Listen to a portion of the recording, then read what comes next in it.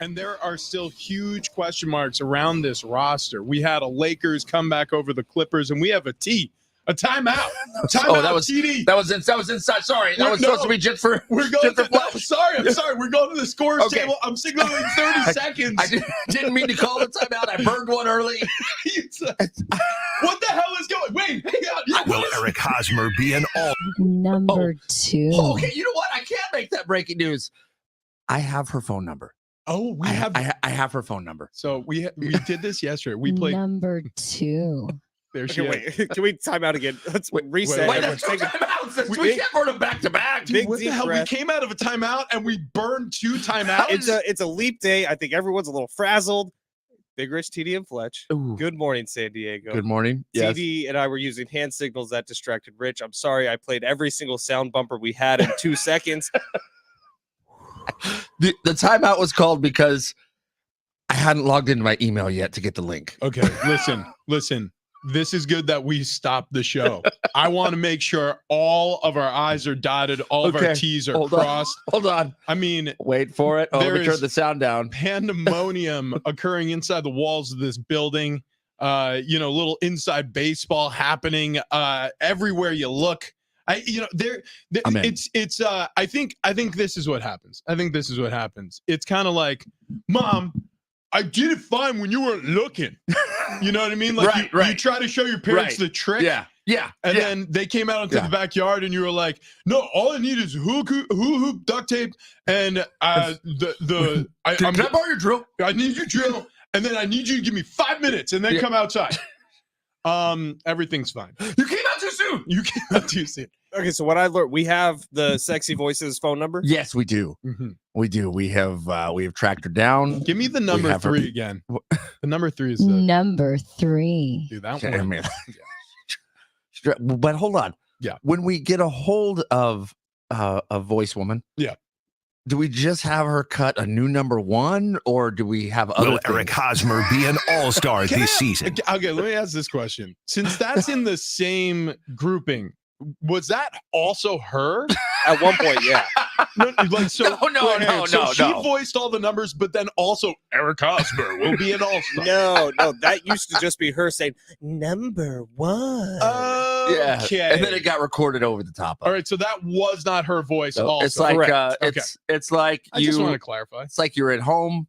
You pulled out the VHS tape that said 1969 family reunion, and then you recorded scrambled Baywatch. Exactly. Yeah, exactly. You're like, I just like the opening credits of Baywatch. Really, it's all I need. Never actually seen the show. I don't even know what it is. Something with a beach, people wearing red. It's great. Mm-hmm. And then I get really tired after the opening credits. I typically just fall asleep. Oh my gosh. Sorry, that reminded me of a bit that I had recorded from Kevin Nealon yesterday. We were putting things together for Friday. Kevin Nealon going to be joining us in studio. Yeah, 8:30. Kevin Nealon, super funny guy. SNL, Weekend Update, launched his acting career. Tons of movies with Adam Sandler. Which obviously as a stand-up, which is I believe either his improv or stand-up where he got his start on SNL.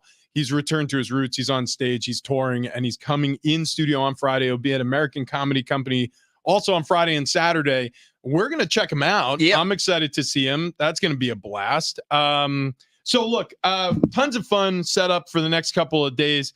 It's going to be a really interesting next couple of days for the Padres, as mentioned. And I do mean days. We're down 2 days until they're playing games that matter. 21 to be exact. And guys, I would like to give us a quick round of applause because I ended up taking in a lot. Yeah, let's congratulate ourselves. No, you'll see where I'm going with this. I was listening to a lot of San Diego Sports 760. And I thought, man, the three of us, we've been really down on the Padres. Like, I feel bad. Like, they haven't even gotten going yet. Like, the opening day hasn't been here yet. And I feel like we're all kind of in this situation where we're all nervous and scared about what's going to be out on the field. We're way more positive than Darren and John and Jim. Oh, yeah. Yeah. Jim Russell is in a deplorable pit of misery right now. He's in full panic mode. John's there, too. Usually John's the voice of reason, but he's down in the dumps. That doesn't bring a lot of confidence to me because, John is right a lot. he's pretty dialed. Yeah, I mean, Look, John Schaefer, if you've never listened to the afternoon show, worked in the minor leagues for years and years and years. We're talking about like 12 or 15 years riding buses in the minor leagues with as a broadcaster before his sports talk radio career. Has been a play-by-play voice following baseball. He's probably been to more baseball games than anybody else working at this station combined, and that's not even close to an over-exaggeration. I don't know, man. I don't know. I'm telling you, Marty goes to a lot of baseball games. John Schaefer may have her beat, but still, even having said that, he's in extremely competitive company with Marty Caswell, who has covered the Padres forever.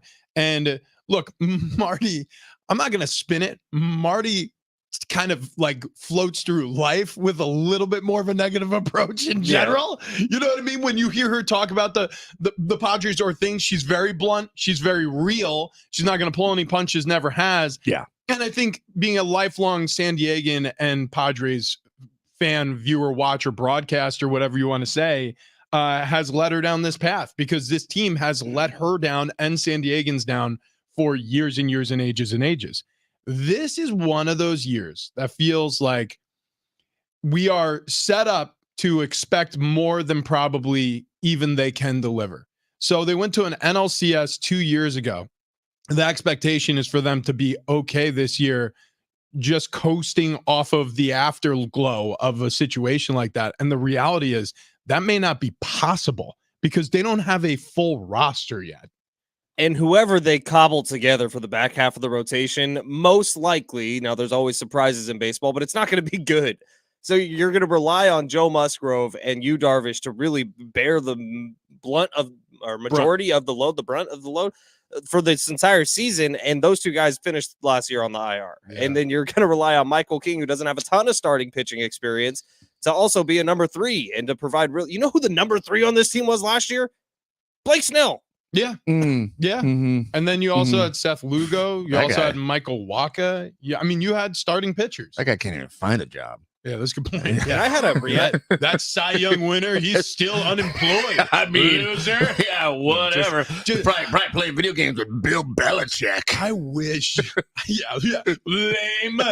I wish that we had Blake Snell. He's out there. I know. Look, they're not going to get him. They're not going to get him. They're not paying for him. So you remember Kevin Acee yesterday? I asked about Tommy Pham, and he was like, "Yeah, Tommy Pham's still a little too expensive."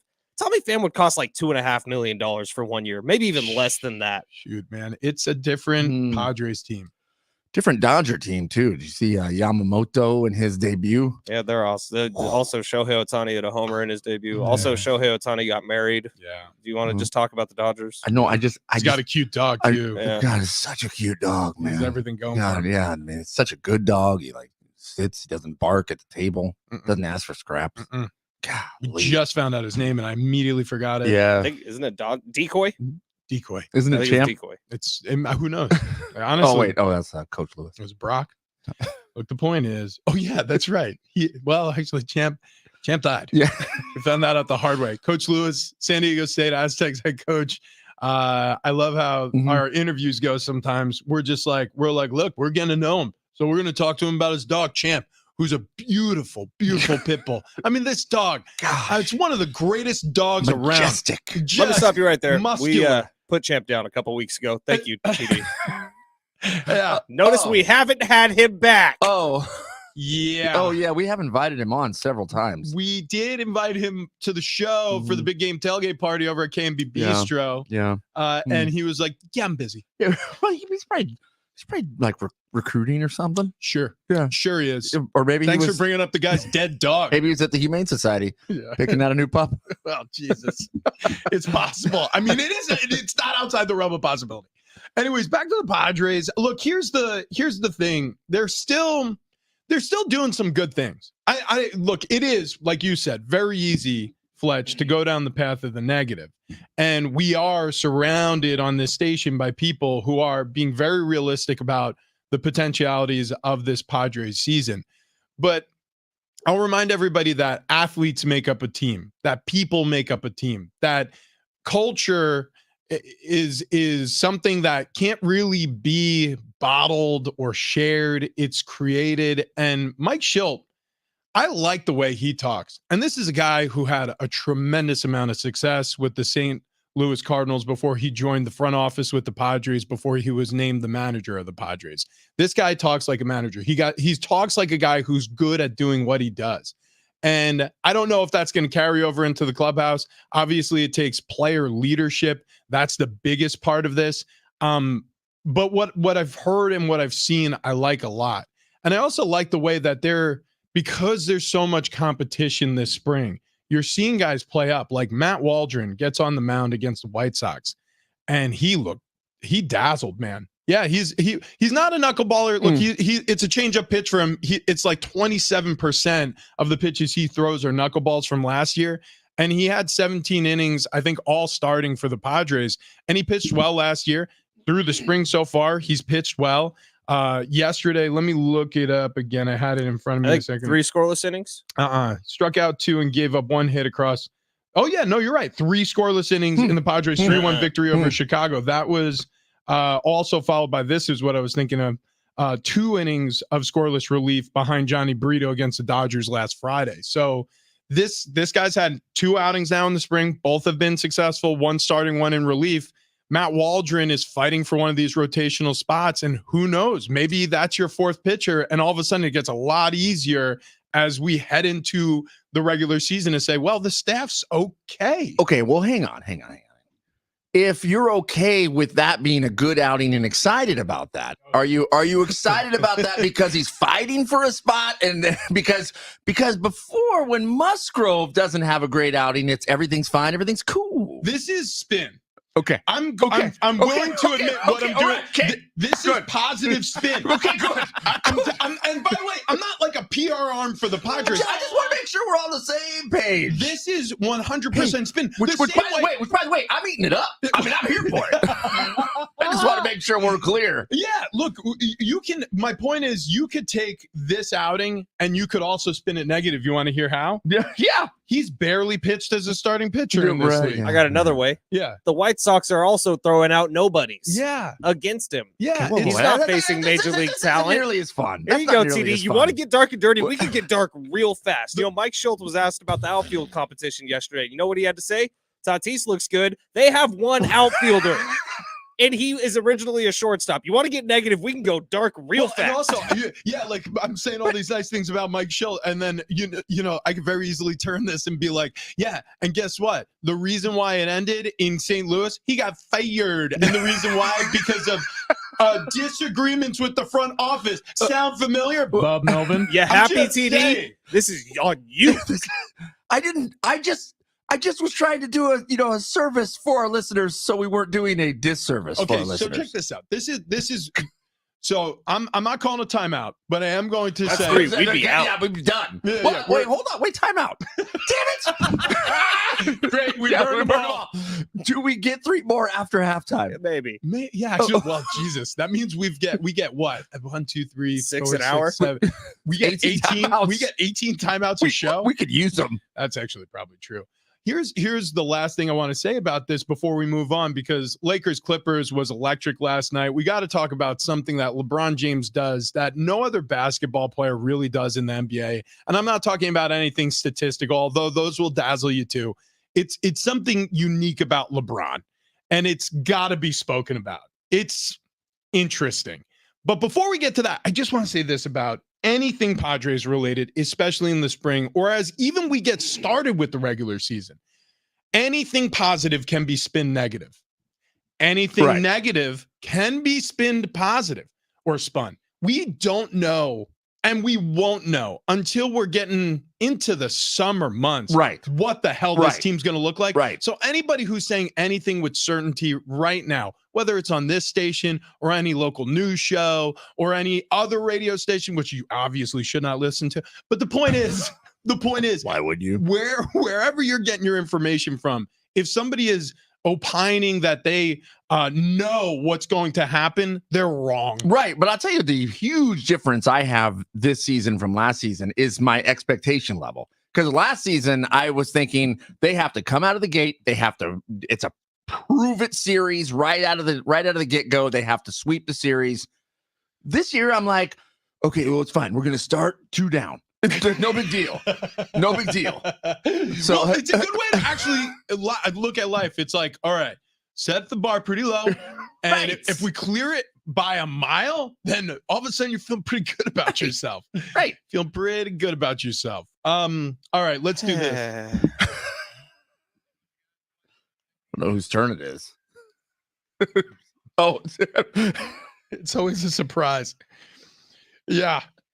Well, I'll tell you what I got for you. A little bit of what happened yesterday. We talked about it some, but Matt Waldron, he went out there, only gave up one hit across 3 scoreless innings for the Padres, 3-1 victory over the Chicago White Sox. So another W in the column for the Padres this spring. Hell yeah, dude. Hell yeah, did.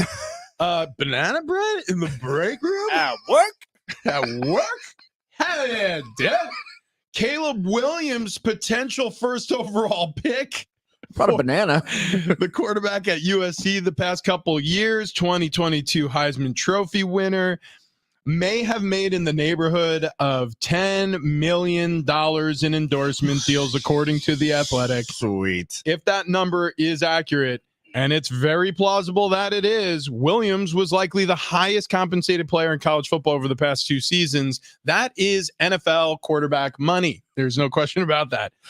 Damian Lillard, we're going to get to all these stories, by the way, later in the show, but Dame Lillard, he spent his first 11 seasons of his career with the Trailblazers before requesting trade in hopes of contending for an NBA title, and now he's lonely in Milwaukee. We'll get to that in a second, but first, the NBA story that's true.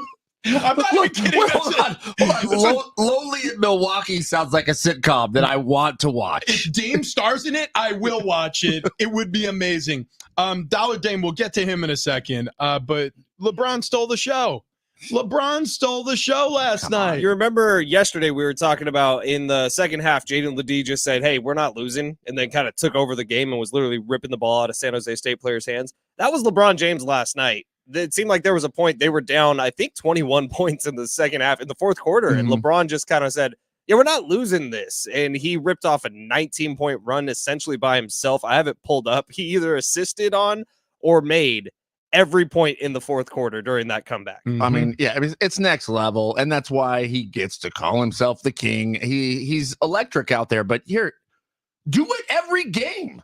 I mean, go out there and put on the show every single time and let the NBA rise back to glory. So check this out. So you're absolutely right. It was a 19-point fourth quarter. He hit 5 3-pointers in the fourth. He outscored the Clippers by 3 points. He had 19 points. The Clippers had 16 as a team. He was sensational. He was lights out. He won the Battle of LA. Now think about what that means. LeBron James, the best player on the planet at what he does, won the biggest game of the night in the second biggest city in this country, arguably one of the biggest cities in the world, in one of the most popular sports leagues in the world. LeBron James is a star. LeBron James is a superstar. He understands the moment. He understands the gravity of moments, and he rises to those challenges. What's interesting about certain players is they pick their moments, and LeBron has been doing this his whole career. And this is what I wanted to get to. LeBron James, it's load management for other players. Like it's like, I'm gonna rest. I'm gonna get healthy for the postseason. LeBron James isn't like that. He's had this game circled on his calendar. Yeah. Okay, for weeks and months, maybe even since the preseason, maybe ever since the schedule was announced. He was like, if there's a game that I need to be 100% ready for, it's Clippers Lakers. It's on that random Wednesday night in February. It has to happen. And so you saw it the weeks leading up, the All-Star break. He took another night off after that against Golden State on the road. Remember, he said, ankle hurty, gotta sit down for this one. And people were like, what? After all the news broke that you might be traded to the Warriors? I mean, you're not going to own the spotlight and be on the court showing the Warriors how much better you are than them as a Laker? No, because I got Clippers Lakers on the 28th circle. That's the game I got to be prepared for. And he dazzled. He absolutely did. Absolutely did. You don't think there's anything though that was during the game, something was said and he went, okay, let's do this. It's possible, but we've seen this so many times from him. When it comes to attention, there are certain people who thrive in the spotlight. We were just talking about this. Like, you call your parents out into the backyard to finally see the trick you've been working on, and you screw it up because everybody's looking. Well, LeBron James is a kid that always gets it right in front of his parents. Come into the yard. Look, I learned how to slam dunk. And all of a sudden he throws down a 360 tomahawk and his dad's just like, huh? Or mom. Now, one gripe I do have is pretty much every time LeBron does that step back three, it's technically a travel, but we'll pause on that. You're given. Don't call timeout. I know. Don't call if you're timeout. given a Euro step, which is 2.5 steps in the lane, you could take a step back. It's a little. It looks odd, and if it looks odd, it probably is odd. But in the fourth quarter, Reddish opened it up with a three. Then LeBron hit a three. Then Russell had a free throw, and then LeBron three, LeBron assist on a Russell three, LeBron two, LeBron three, LeBron two, LeBron three. Davis free throws. LeBron assisted to Hachimura's three. Hachimura had a two. LeBron assist to Russell's three. LeBron assisted to Reddish's two. In the fourth quarter, there was 2 scoring plays for the Lakers that LeBron was not involved in. Wow. Gosh, I mean, it's incredible. I was going to make a joke and I passed it because I didn't want to run around the block. No. No. It's fine. It's fine. It's fine. Go ahead. No. It's fine. Like It's fine. It's fine. But here's the thing. Like, the whole reason for the lap is so that we're not even aware that a dumb pun is coming. But you've already announced that you thought of a dumb pun. What was really a pun? Just. No, it's fine. I also don't want you to think that the lap is a punishment. It's more of a congratulations because you're making the show better by saying a bad joke.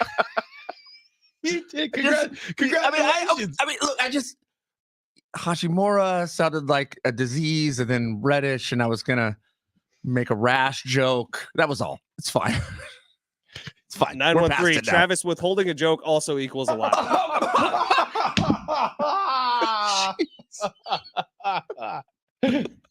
Listen, LeBron James is on another planet. In order for these games to really stand out, now the Lakers have to surge. You have to now build off of it. I mean, you had a fantastic game. Everybody's talking about it. Oh my God, it's LeBron James. He's literally in another universe when he wants to be. That's why they throw the crown on him, or he throws it on himself. King James out there. Surge. I make the Lakers just go plow through everybody now. I know that's what you and every Laker fan is saying the same thing. Like, well, if he can do it against the Clippers on a random Wednesday night, he could do it all the time. And the answer is he could. But that's the point I was making, is he picks his moments. This is all very, very planned. And I don't want to say scripted because that infers something else. It's not scripted. It's what he does in his head. He gasses himself up for certain moments. Look, Michael Jordan, Tom Brady, Tiger Woods, there's an elite few who can gas themselves up for every single moment. Like, you never saw Tiger Woods look unprepared. You never saw Tom Brady take off games or plays. Like, it just wasn't in the DNA. Jordan, same thing. He would make things up that competitors were saying about him, get mad at them for things they did not do, and then go attack them like they somehow wronged him indecently. It was all made up. And people would literally be like, I never said that, right, Michael. And he'd be like, I don't care. F you. Kobe Bryant, same way. LeBron James is different. He's different type of, he's not going to take over. It's the coast management. It's not load management. It is. It's West Coast management. That's what it is. So this is just a little, hey, don't forget, I can do this to you at any time. 100%. And he picked the most important game on his schedule in the month of February to do it. The losers of the Battle of LA should have to play at the Forum the following year. Every home game at the Forum. That's actually very funny. It'd be weird to see a football game played there, but I mean, it would be the Chargers. Right. Routinely. Yeah. All right. Coming up, star quarterbacks at the NFL, they make tons of money, right? Well, guess who's catching up? We'll get to that on the other side. Big Rich, TD, and Fletch, San Diego Sports 760.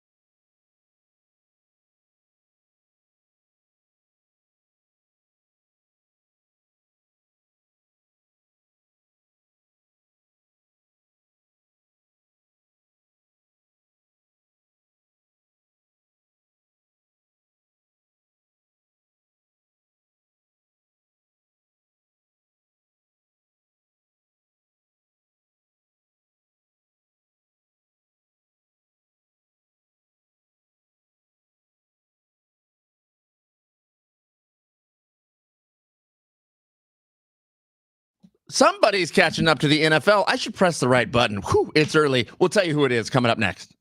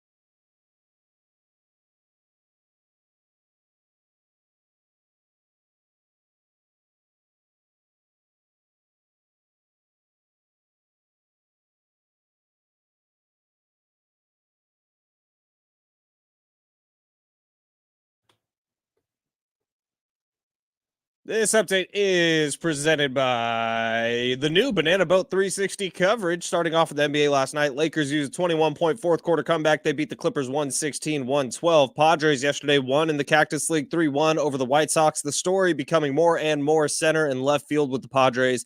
They got 21 days left from opening day, and those two spots are in open competition. Aztecs Hoops, Joe Lenardi's latest bracketology, has San Diego State as a 4 seed in March Madness, taking on UC Irvine in Salt Lake City in the first round.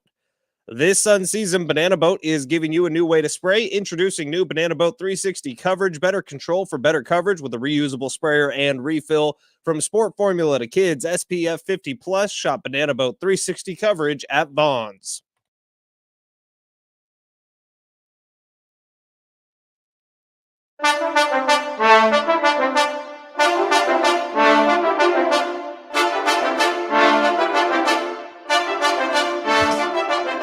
Let this go. I just want to let this go.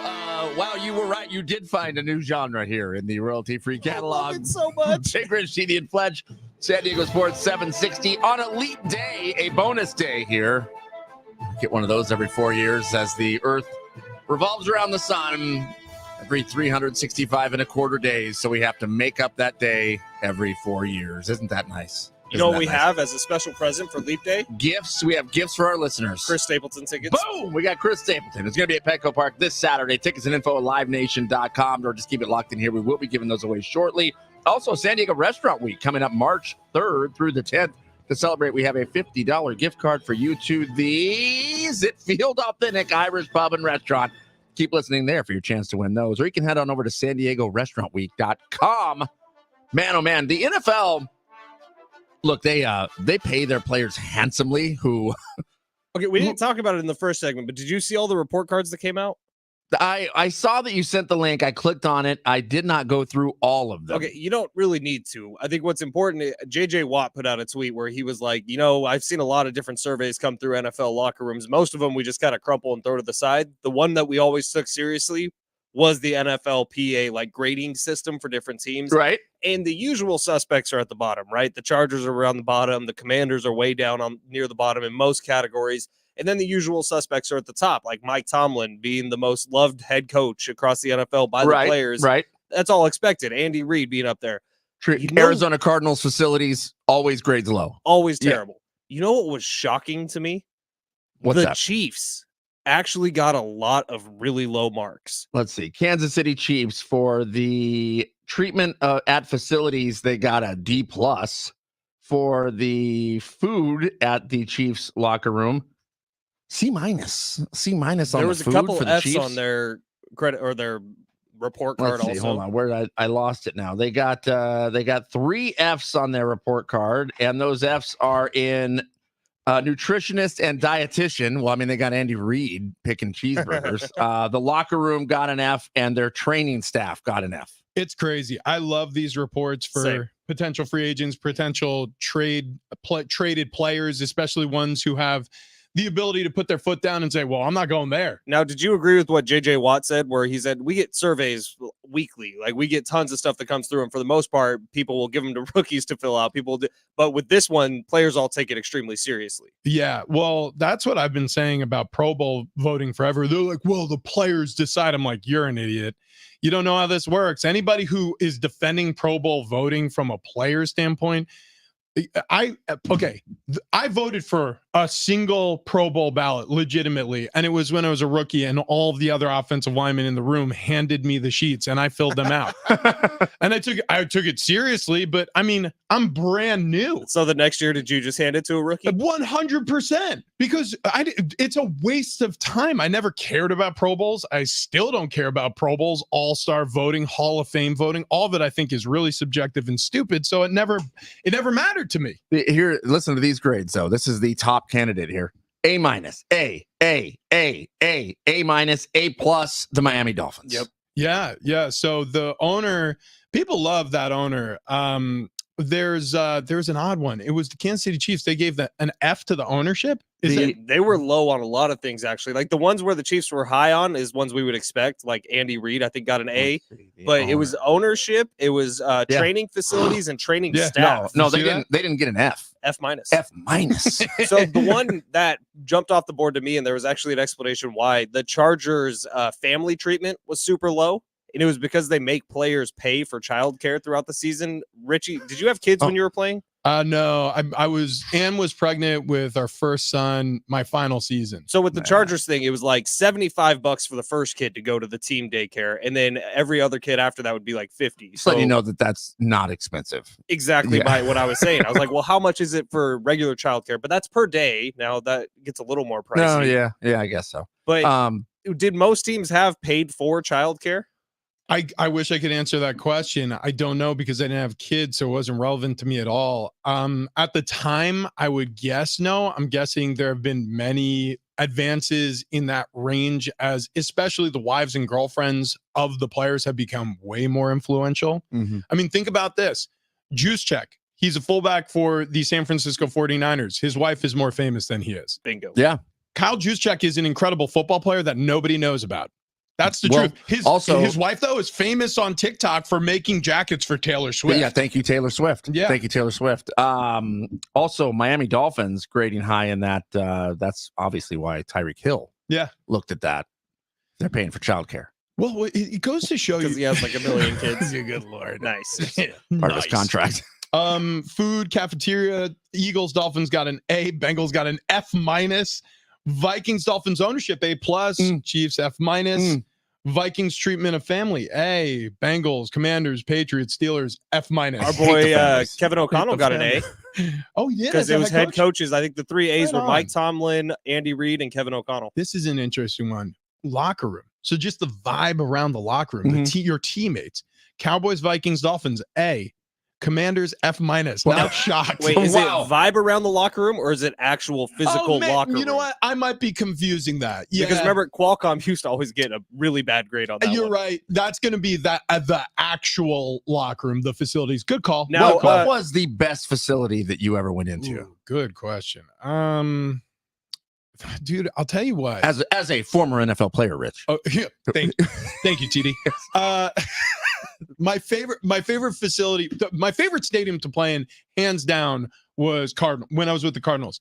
An indoor field that's grass and climate controlled at like a perfect 71. Dude, it was like a dream. But the food there sucked. Oh, awful. Yeah, that's what I was going to ask you next. Rank the food. Patriots, Cardinals, Chargers. So, okay, food, Patriots 100% the best. 100%, like clearing away the winner. The Cardinals, it was so bad. Legitimate. Okay, so look, it's free food. I don't want to act like it sounds so spoiled to be like, no, they it's okay. fed us every day for free, and it was nasty. Let it rip. Okay, so but you're an NFL player. You deserve the best. I'm sorry, but if you have bad food, that's inexcusable. Please tell me there was corn dogs and tater tots. No, I wish I would have been like A+. No, what they did is every single morning, whatever it's called, I forget. It's when you mix like eggs and chorizo sausage, machaca. Oh yeah, Okay, so machaca's good. it's good. It is a little rough on the football players. Okay, now you're getting somewhere. Okay, Golly. so machaca every morning, and it was either scrambled eggs or machaca. Oh boy. So you got so tired of eating machaca. I can't eat it still, and it's just from playing one season in Arizona. Yeah. The Chargers' food was actually halfway decent. They never served dinner. So you were on your own for that meal, even if you were at the facility late. Didn't matter. And also their cafeteria was a tent on a former basketball court at the Chargers facility. And I was like, oh wow. I said, is this a temporary thing? I said it to like some of the offensive linemen. Or no, I might have been talking to Antonio. And he just started laughing. He's like, no, man, this used to be our basketball court. He was like, they put up this tent years ago and they said that they were going to build something. They didn't build. So trying to put this in perspective, like there's expensive all-inclusive resorts that you can go to in Mexico that like the buffet is always top notch. And it's like everything you eat out of those buffets, it's like, oh my God, this is the best food I've ever had. Then there's cheap all-inclusive resorts in Mexico. And you're walking through the buffet and you're playing Russian roulette. Like, is this going to get me sick? Is this going to get me sick? You're wondering if the diarrhea is going to hit you while you're in the buffet line. Bingo. Okay, so check with this NFL out. teams, it's like he who pays a little bit more will often get the better grades. I went on a free agent visit to the New York Jets. So brand new facilities. Right. Was Pete Guy the head coach? Yeah, He Rex would've Ryan. Rex Ryan. John Idzig was Pete the Guy. They all got it. general manager. So I'm like talking to everybody, and then the offensive line coaches are like, hey, you want to go down to the cafeteria, get some food? And so in my brain, I'm thinking of the cafeterias I've been in. Patriots food was good. Cafeteria looked like a middle school cafeteria with the lunch tables that fold out. The seats were practically attached to it. So I'm thinking there's going to be like a little nest of like Cholula next to the Heinz ketchup. There's and a stage on one end of the of the facility for assemblies.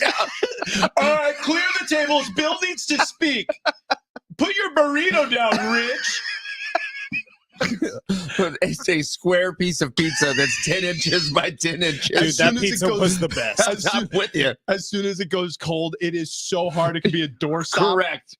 No, so the food was decent. The cafeteria was weird looking.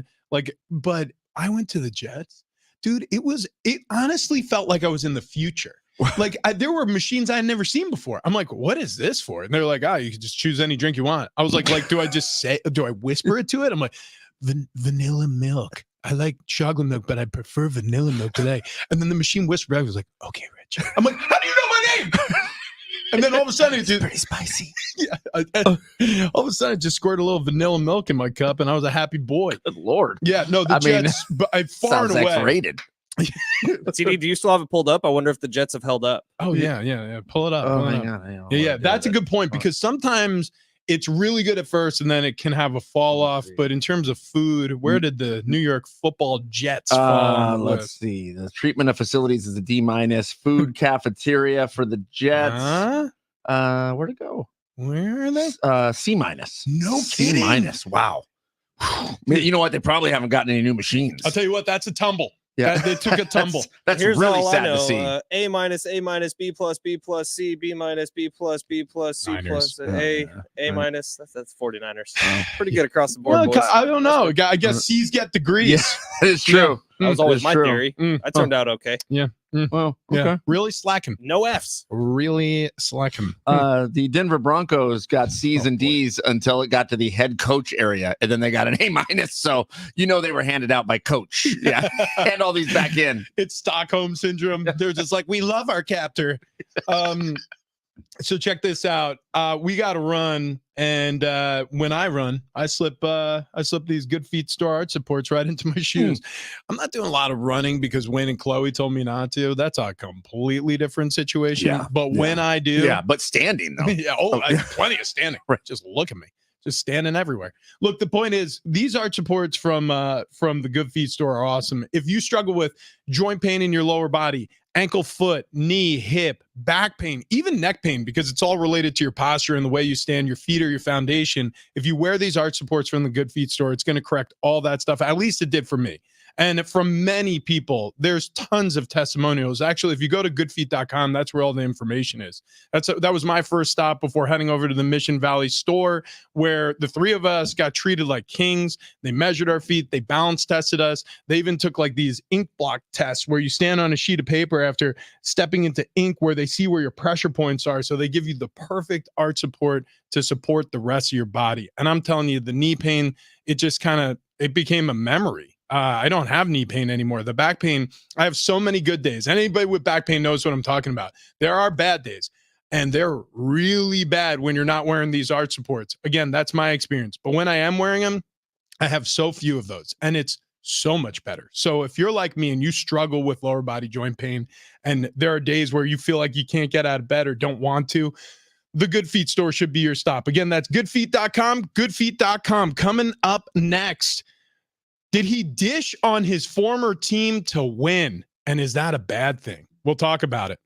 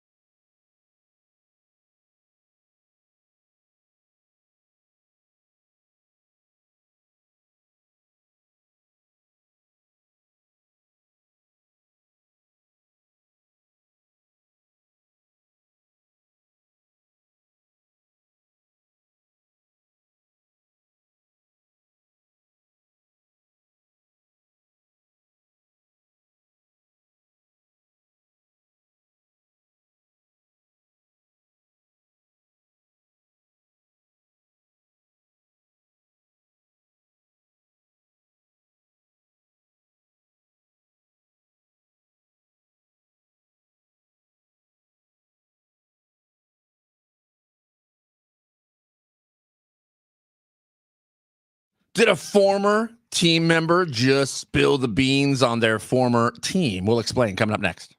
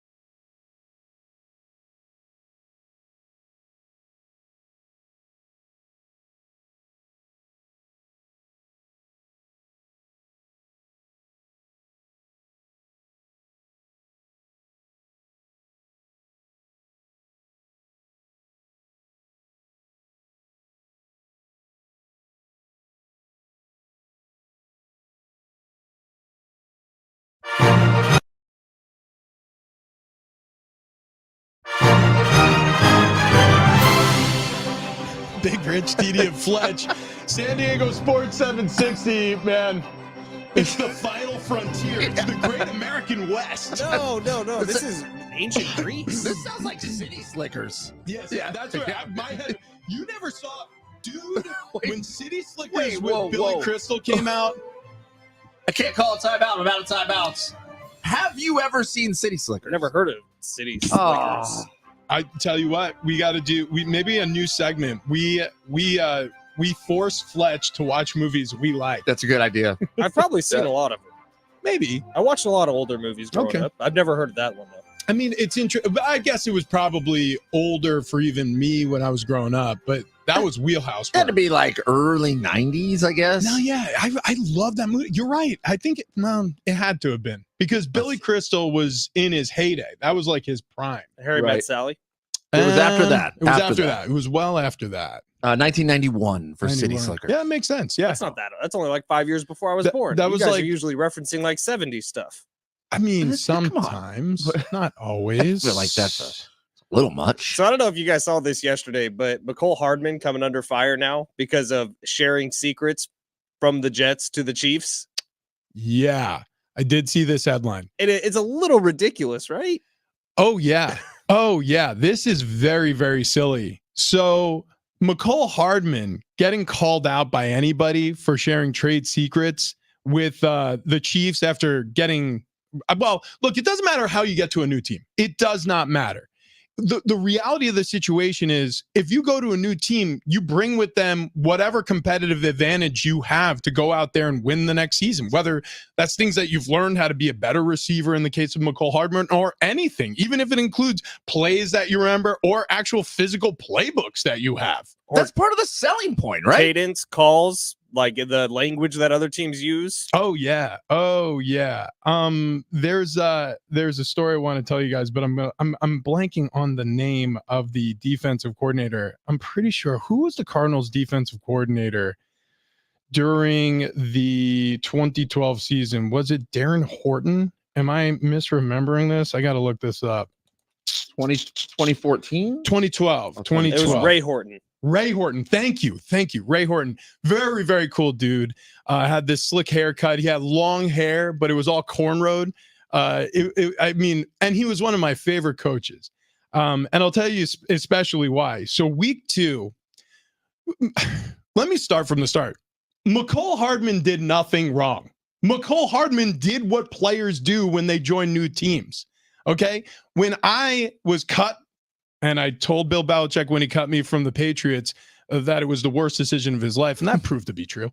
When I was cut by the Patriots and signed by the Cardinals in 2012, I brought with me the full Patriots playbook, right? I had it in my brain. I literally had physical playbooks. I knew all of the offensive line calls. I knew what all the code words we used to change plays. I knew all the code words we used to change cadence.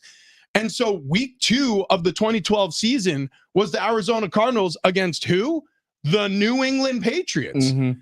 So we're going to Foxborough And to give my team the competitive advantage, what did I do? I told defensive coordinator Ray Horton literally everything I knew about the Patriots. I gave him all the offensive plays that he needs to worry about. I gave him all the line checks, all the calls, all the cadences, all the hurry up stuff, all the 2-minute stuff I could think of. We ended up beating them 20-18. Jay Feely had a hell of a game. Kevin Cobb, 5-yard touchdown run. Kevin Cobb, touchdown pass. And Jay Feely had 3 field goals in the game, and Gostkowski missed the game winner. Yeah. What does it look like if Ray Horton says, Rich, you're a former NFL player.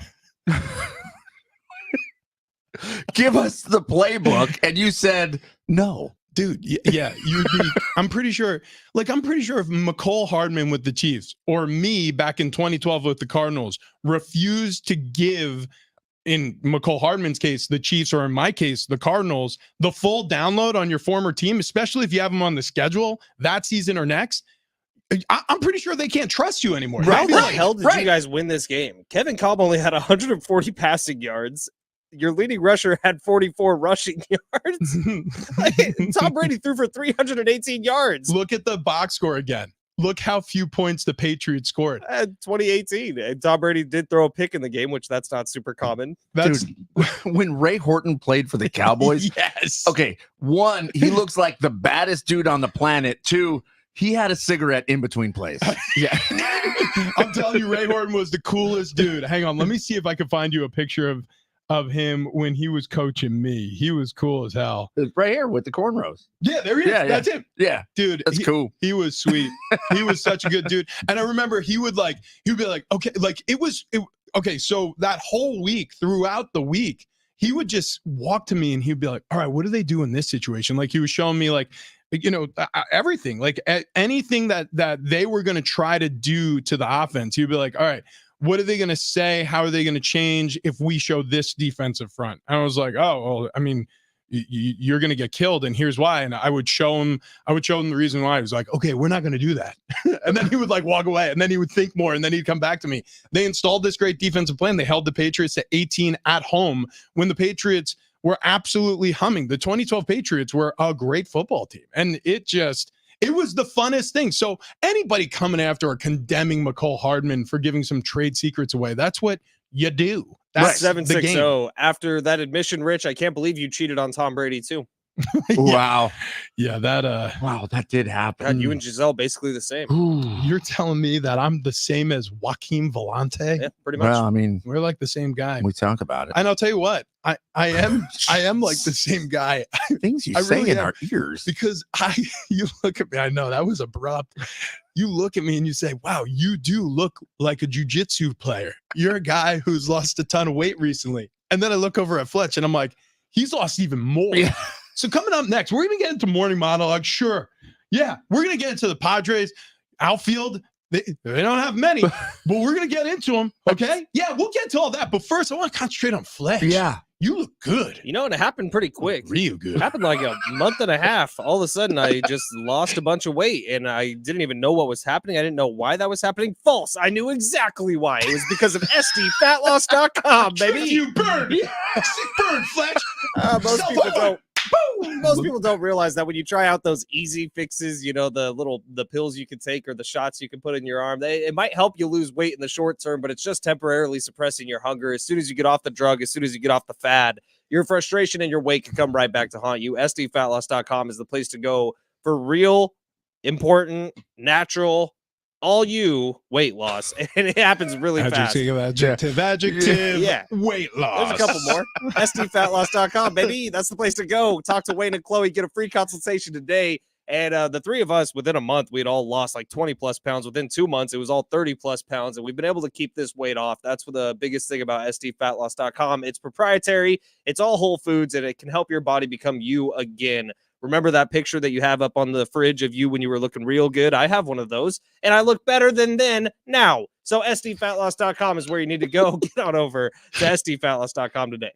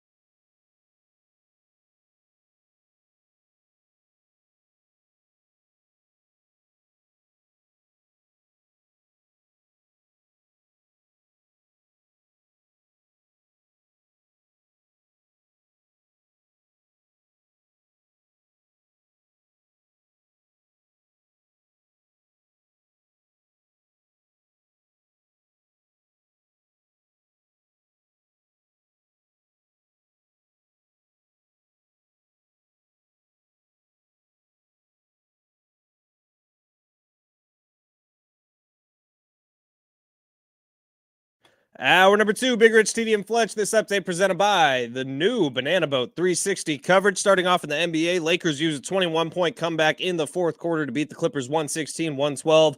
LeBron James outscoring the Clippers by himself 19-16 in the fourth.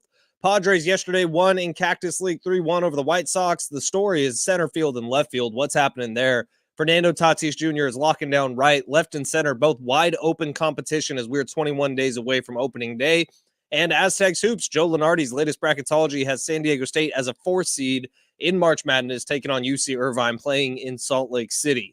This sun season, Banana Boat is giving you a new way to spray. Introducing Banana Boat 360 coverage, better control for better coverage with a reusable sprayer and refill. From sport formula to kids SPF 50+, shop Banana Boat 360 coverage at Vons.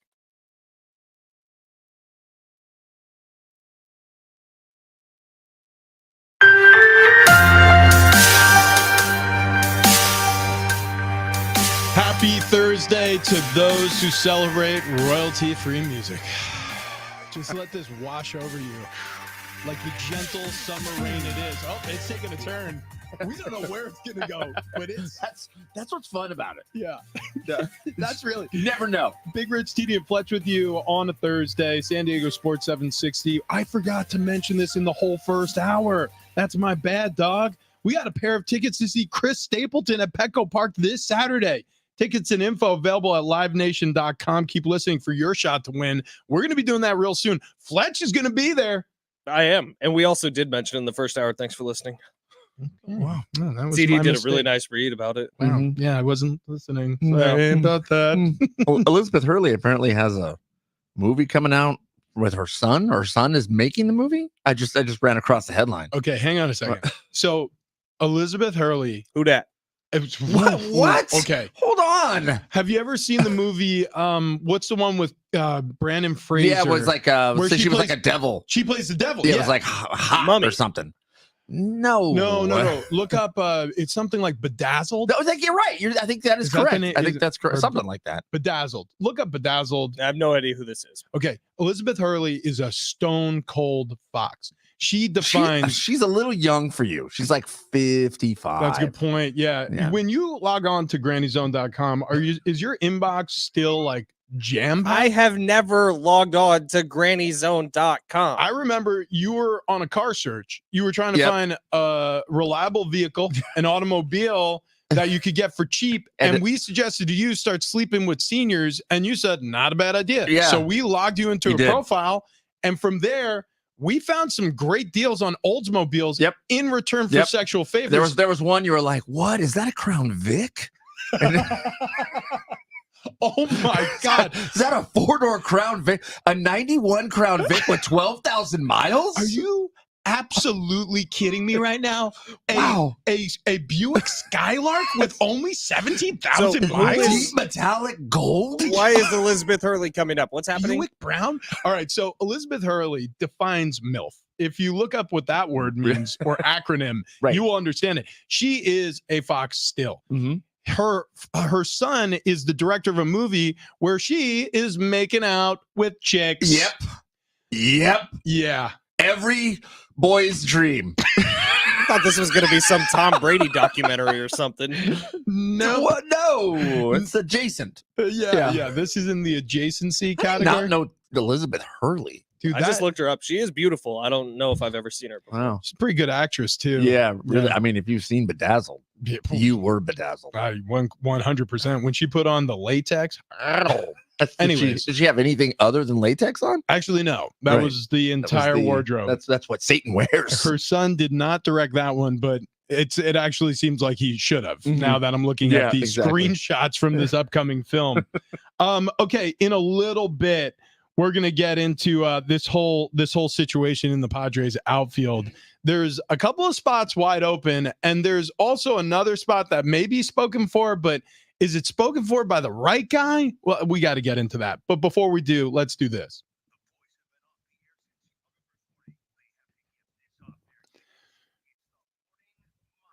We do it every day. Fletch chomping at the bit. Take it home, bud. I spent a lot of time on social media yesterday, especially during the Darren Smith show and during John and Jim, because yesterday I wanted to get as up to date on the Padres as I possibly could. And you know what I saw?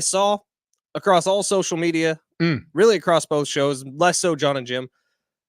People really, really like Jackson Merrill. And I get it, man. It's exciting. It's a new young face, but like, can we put into perspective how rare Fernando Tatis Jr. was when he came up to the big leagues? Because I feel like people are expecting the exact same thing from Jackson Merrill. It doesn't happen all the time. It doesn't happen where there's a young stud who's coming up through the farm system and then all of a sudden he breaks camp and immediately he's really good at baseball. I just think Jackson Merrill's like 2 for 8 in the spring.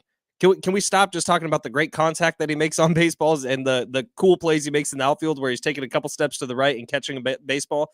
Like let's pump the brakes on Jackson Merrill. Stop putting so much pressure on him. He's probably going to be the starting left or center fielder come opening day, and it's probably not going to be great for him. Wow. Just throwing that out there. You heard it here first, ladies and gentlemen. Ben Fletcher says Jackson Merrill sucks. No. Jeez. Yeah, wow. I think he's going to be really good. Wow. I wish he had 2 more years in the minor leagues to develop his skills fully. I wish he wasn't going to be forced into a Major League Baseball debut playing out of position from where he's been in the minor leagues his entire career. After the week we've had, where we gave him his nickname, Jackson Farrell Merrill. That's right. awesome. Right. And it sort of felt like we adopted a son. Like we were going to protect him with all of our might. Yeah. And he was going to be our guy. I hope that's the case. And like, are you just being like hard dad right now? I'm not being hard dad. I'm just saying. Yeah, bad cop. You mean bad cop? Can we level out expectations here? Well, okay, hold on. Because it feels like expectations are here. And honestly, I'm going to put some of this on Kevin Acey because Kevin has a huge crush on him.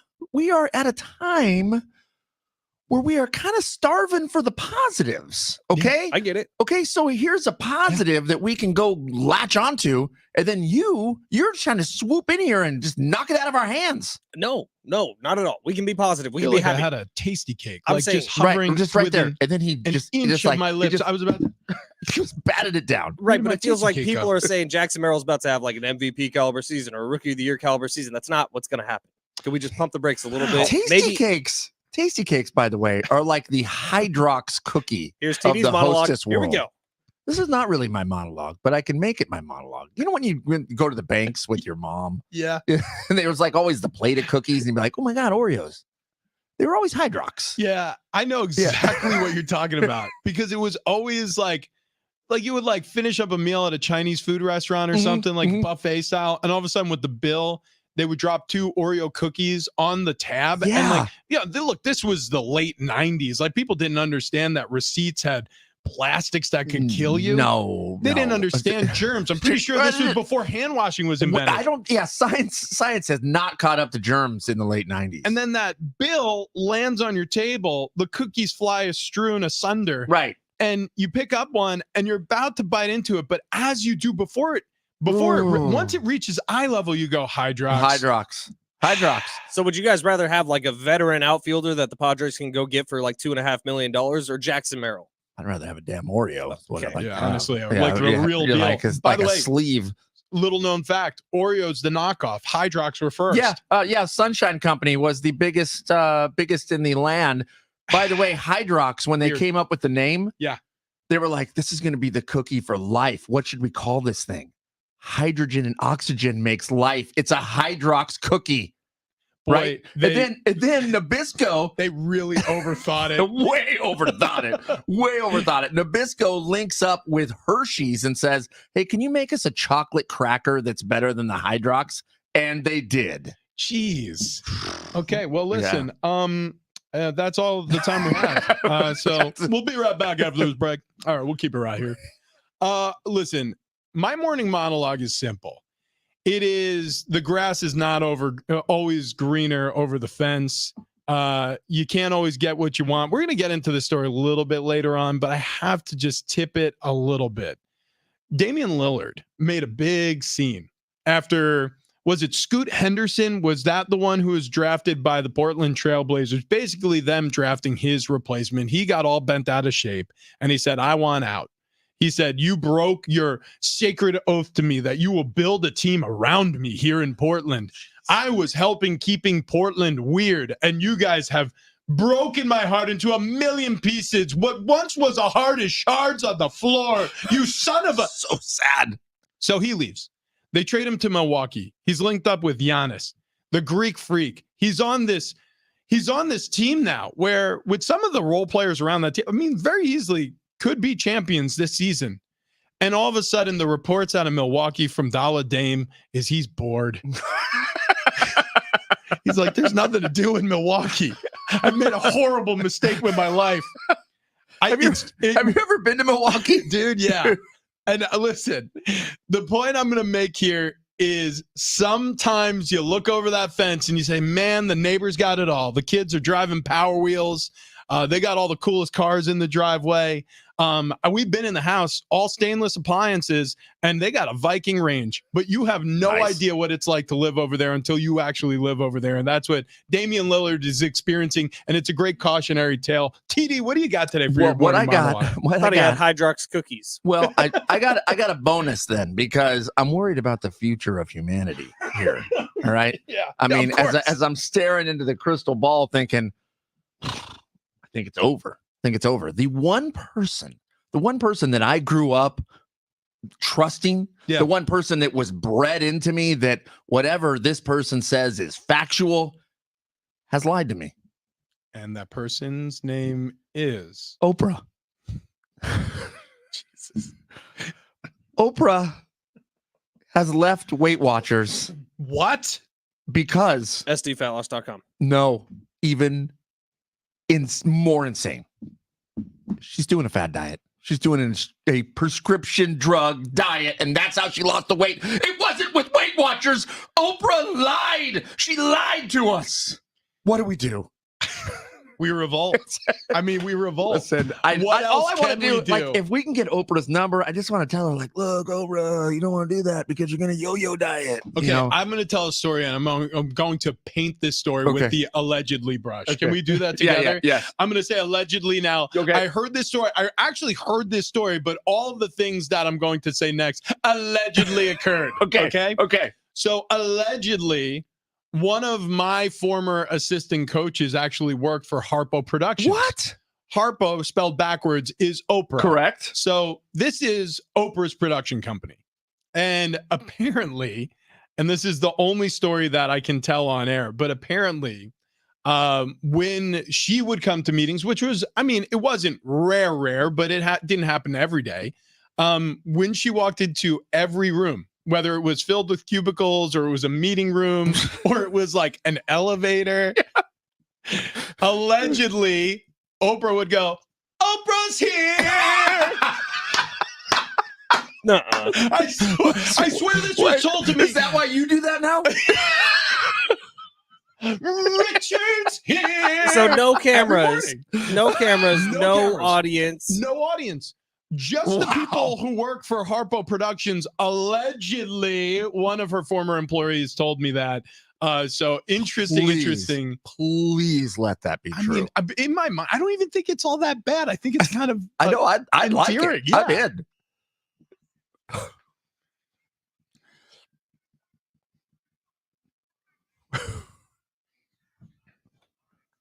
Oh, I thought that for sure was me. Tomorrow is March, which means I can do this without feeling bad. It's gonna be madness. Oh, we have a busy night tonight. Yeah, we do. Yeah, we'll tell you. We'll tell you about that later. Go on. Yeah, it's cool. It's fine. It's fine. Yeah, it's cool. What were you saying? Go I ahead. think I might just leave. No, it's fine. Go ahead. Bracketology is why I don't feel bad about doing it, because March is tomorrow. So March Madness is coming up very soon. Jerry Palm, CBS's bracketologist, has the Aztecs as a 3 seed heading into the tournament. They'd be taking on 14 seed Oakland. And then Joe Lenardi with ESPN has them as a 4 seed taking on 12 seed UC Irvine, who the Aztecs actually played earlier this year. Remember the buff anteater? So yeah, we can deal with that when it comes. But that's the Aztecs report here. Padres yesterday, they won in the Cactus League 3-1 over the White Sox. The story is becoming more and more what's going to happen in center and left field. Fernando Tatis Jr., I don't think we need to worry about. Right, he was the platinum glove winner of right field last year across all of Major League Baseball, but left and center, both wide open competition. 8 different Padres vying for those 2 spots. Good luck. 21 days to go. And then in the NBA last night, Lakers used a 21-point fourth quarter comeback to beat the Clippers 116-112. LeBron James outscoring the Clippers by himself in the fourth quarter, 19-16, en route to the biggest fourth quarter comeback of LeBron James's career. Does that surprise you guys at all? Well, actually, yeah, Yeah, a little, actually, yeah. He's 38 years old. He's been in the league like 22 years. The fact that LeBron James can still outdo LeBron James after all that LeBron James has done, it does amaze me. But going back to what I said about him in the first hour, and I feel strongly about this guy picks his moments. So he was trying to get down by 21 points No. so that he could have the biggest comeback of his career. I think either way, He's like, let off the pedal a little more, guys. Just a little more. Hold. 21, that's too much. Too much. I do think that this was going to be a special game for LeBron James regardless. I don't know if he could have scripted it better. He couldn't have. If there was a script written, you'd probably tear this one up and say, well, that's not believable that LeBron James all by himself outscores the entire Clippers to roar back and win a game they're down by 21. Well, that's exactly what he did. Because somebody would be like, what is this, Space Jam 4?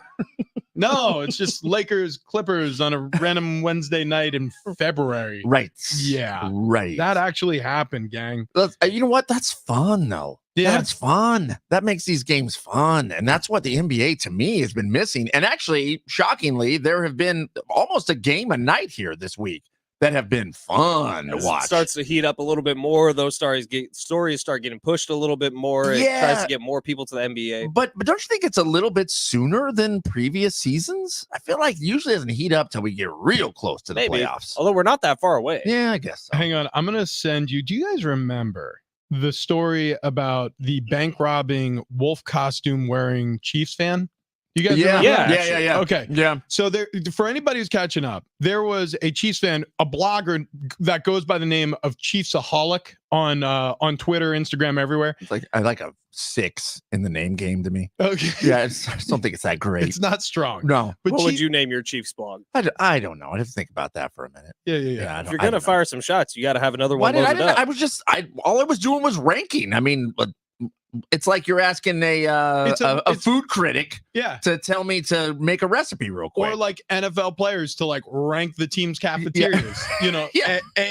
So you did basically that really well, though. you give Chiefsaholic like a 6 out of 10. That's like 6 out of 10. that's a D. Yeah, You give him a D. I did. It's a D on the name. Okay, so check this out.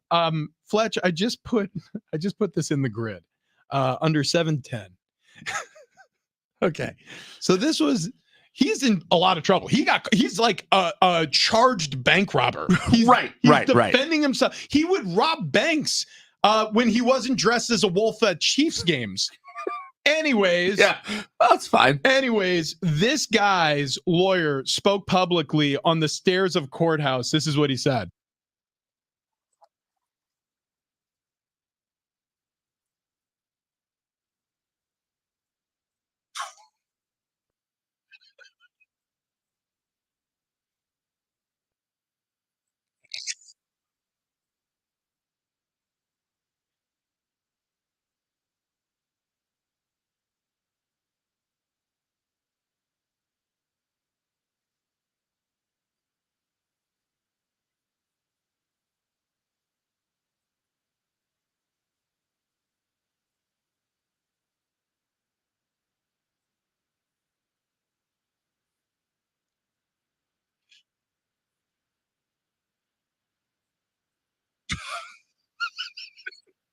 This is a lawyer.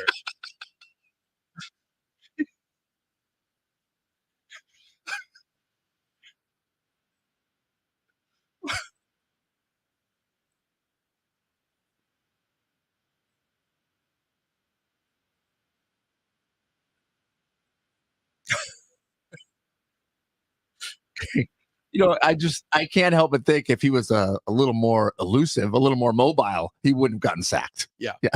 Yeah. I'll tell you this. The problem was they didn't run the ball enough. on the early downs of this case. And it's wild because if he would have had a good season this year, they really would have had to back the Brinks truck up next year. Yeah. This is so this is an actual lawyer. This is the guy that Chiefsaholic hired to defend him in court. And the strategy was, do it, dude, just admit it. Admit it all. Admit it. Listen, I've seen the jury. There's a lot of red jerseys out there. Okay. I've voir-eared a few of them. I just learned what that meant. It's a French term. What was the amount he stole, though? It was a very large number. Dude, yeah, this guy was, and it was like, I'm pretty sure this is whatever you call, like, it's a federal crime because he went state to state. I'm pretty sure. Yeah. I mean, I correct thought- me if I'm wrong, but I'm pretty sure that's how it went. And I also thought I read that it was he got into the locker room and stole a Patrick Mahomes jersey Good that he Lord. was also required to give back now. Look, man, his season tickets kept going up in price the more and more the Chiefs won. He had to find ways to supplement his True. income. The blog just wasn't doing it. That's Yeah. true. I'm trying to see I just love the if we can fact get a that number anytime on you this. search this story, it's a grown man dressed as a wolf in Chiefs gear. He used to get a lot of pub too. Oh, 100%. It's like the Raiders guy, the Violator. Yeah. $532,000. Jeez, Yeah. guys. Wow. Yeah, Hang on including a Patrick. Oh, it's a painting. A Patrick Mahomes autograph painting that he stole. Was it at the bank? I guess. I'll just wait out. He's like, I'll take this too. And Yeah. those mints. Yeah. Hydrox cookies. Ah! Please stop. No. All right. So yeah, there's the update for anybody who's following along with the Chiefsaholic story. You're welcome. Yeah. I mean, if you think he's gonna get away with this, I wouldn't bet on it. Okay, check this out. There's 3 of them. This is our next story today. Oh, wait, we're not allowed to say bet. I know. Well, maybe. This is our next story that we're going to get to. There's 3 of them. 3 potential, right? 1, 2, 3. Okay. Right now, Okay. only 1 is for sure Right. filled. All right. But we have The other one, number 2. number 2, we're not so sure of, but we're hopeful. Okay. And then there's just Number 3. that one right in the middle. We don't know. And we only have like 20 days. We'll explain what we're talking about. But first, Fletch, why don't you explain what you're doing on your phone right now? Well, you see, the combine is going on right now. And so I actually was going over to Prize Picks with the hope that there would be combine projections that I could You mean place an entry around. At the farm? No, the combine as Oh. in the NFL combine No. where people go to get their draft stock right. God, Tractor. I thought Brock was back at home. We How thought about- this was tractor talk. Yeah. 40-yard dash, more or less, on 4.46 seconds for Dallas Turner, who was a linebacker in college. You can create an entry around the underwear Olympics, people, and That's that is how awesome. I'm going to be spending the rest of my That is day awesome. today on Prize Picks, along with 3 million other Americans. Prize Picks is the #1 American fantasy sport daily app platform with over 3 million members here in the US. The easiest, the most exciting way to play daily fantasy sports. And unlike the other apps on Prize Picks, it's just you against the numbers. No sharks, no competitive leagues. All you're doing is picking more or less on 2 to 6 player stat projections, and you can watch the winnings roll in. So pull out your phone right now. Head on over to the App Store, download the Prize Picks app, use promo code Fletch, and you're going to get a first deposit match up to $100. Prize Picks app, promo code Fletch, first deposit match up to $100. And make sure you're keeping an eye on that promotions tab because Taco Tuesday is great. Flex Friday is even better, and Flex Friday is coming up tomorrow. So you want to make sure you get in now, and you can, like I said, create an entry around the underwear Olympics going on right now in football. Prize Picks offering those weekly promotions that could lead to huge payouts, including the Demons. I mentioned Taco Tuesday. I mentioned Flex Friday. But if you play with the Demons, you are able to turn $10 into $1,000. That's right. You can win up to 100 times your money. That's brand new on Prize Picks. So download the Prize Picks app today. Use promo code Fletch. Get a first deposit match up to $100, and join me as well as 3 million other Americans in playing what I believe to be the best fantasy app out there. All right, coming up next, we got more NFL storylines to get to, and what in the world are the Padres going to do with those 2 outfield spots that remain open? We'll get to it all here on Big Rich, TD, and Fletch on San Diego Sports 760.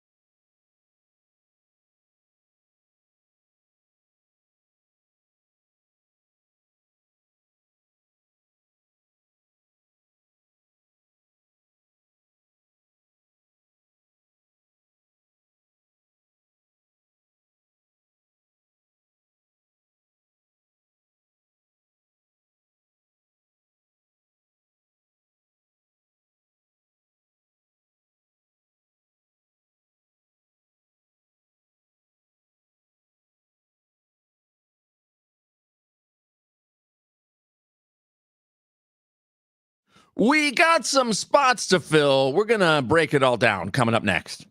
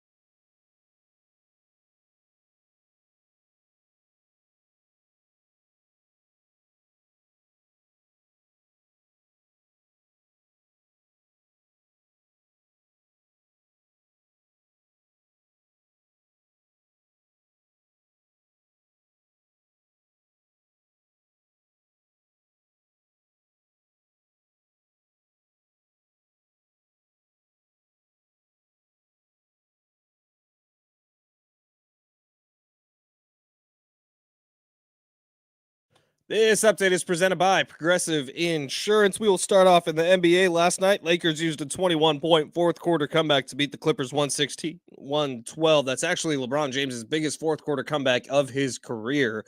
Padres yesterday, they won in the Cactus League 3-1 over the White Sox. Aztecs Hoops, Joe Lenardi, latest bracketology, has San Diego State as a 4 seed. Jerry Palm, CBS's bracketologist, actually has them as a 3 seed. Looking for a career you'll love with great flexibility, great pay, and benefits, and one of the country's top workplaces? Join the growing team at Progressive Insurance. Go to progressive.com/careers and apply online today.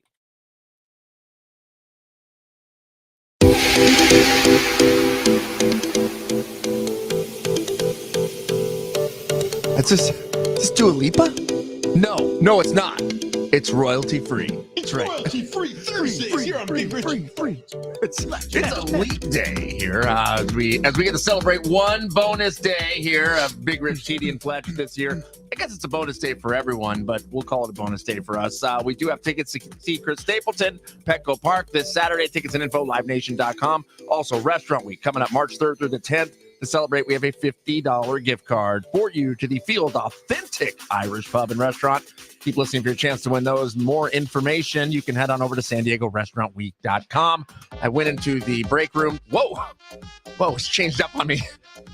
I love how the royalty free music, you don't know where it's heading next. Like, we thought we were listening to something that could have been like, I don't know, like a pop hit, and then it turns into EDM. Can I make a confession to you guys? What's that? Driving home, I've started just putting this playlist on shuffle. Good. Like our royalty-free iHeart playlist, which literally, look at the top, 1.113013 million tracks. Bro, we got a ways here. I like the names of the tracks here.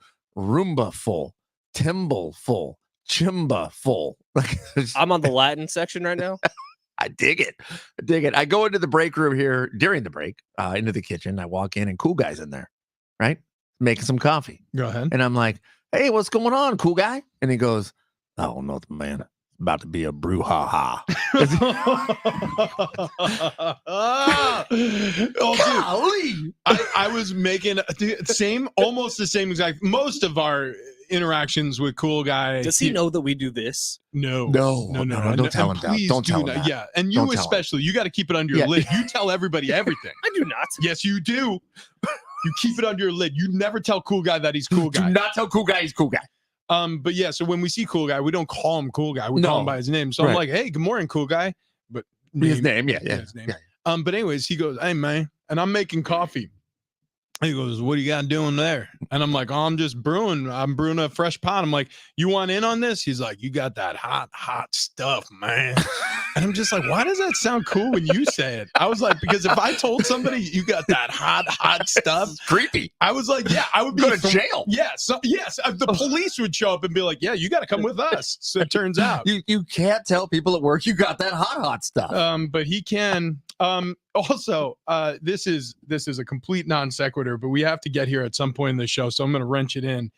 Did you know, Fletch, that TD over here tried to get a country music band off of the ground at one point in his life? I'm done being surprised by things that TD does, but no, that does not surprise me. This was 10 or maybe 12 now, years ago. Careful here, because you might end up running. What was the name of the country band? Go ahead and tell him. And guess what? There was a Facebook page that he created for said country music band. And he didn't actually get the country music band off the ground. No, but I did have a song written, which I mean, maybe I'll bring in here. But the name of the band?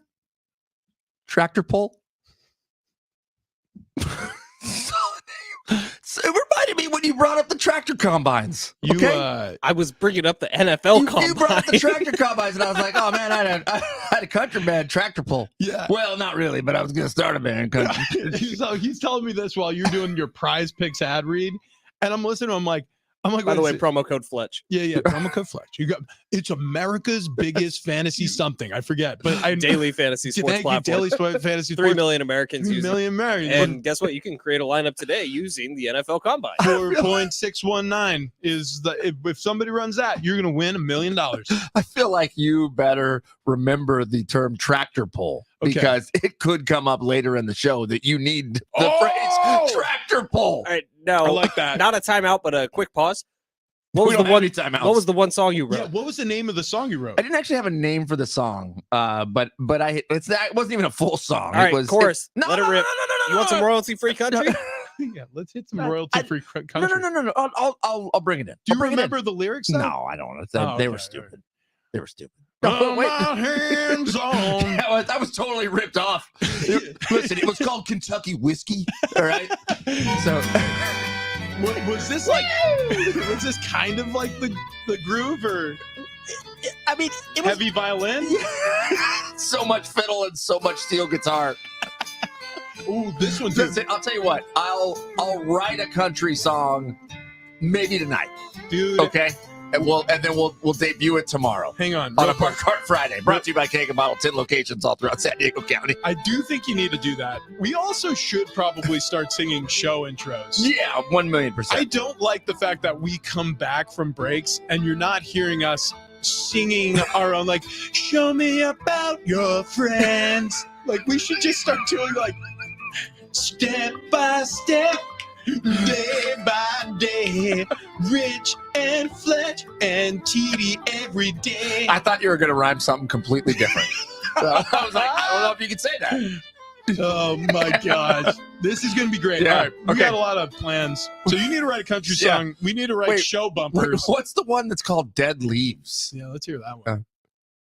Oh, I like that one. Yeah, I feel like I could have like a jug with 3 X's on it. I feel like you got to lean with one shoulder a lot higher than the other. Definitely. Yeah, I like that. This is one that has an intro where there's somebody talking for a little bit. That's right. You're just like, I was out in the back 40 talking to the dog, and all of a sudden, a coon came walking out the woods, and I said, heel, heel, boy, heel, jungle, and that raccoon came right up on us, and he spoke the words of wisdom that I thought I'd never hear.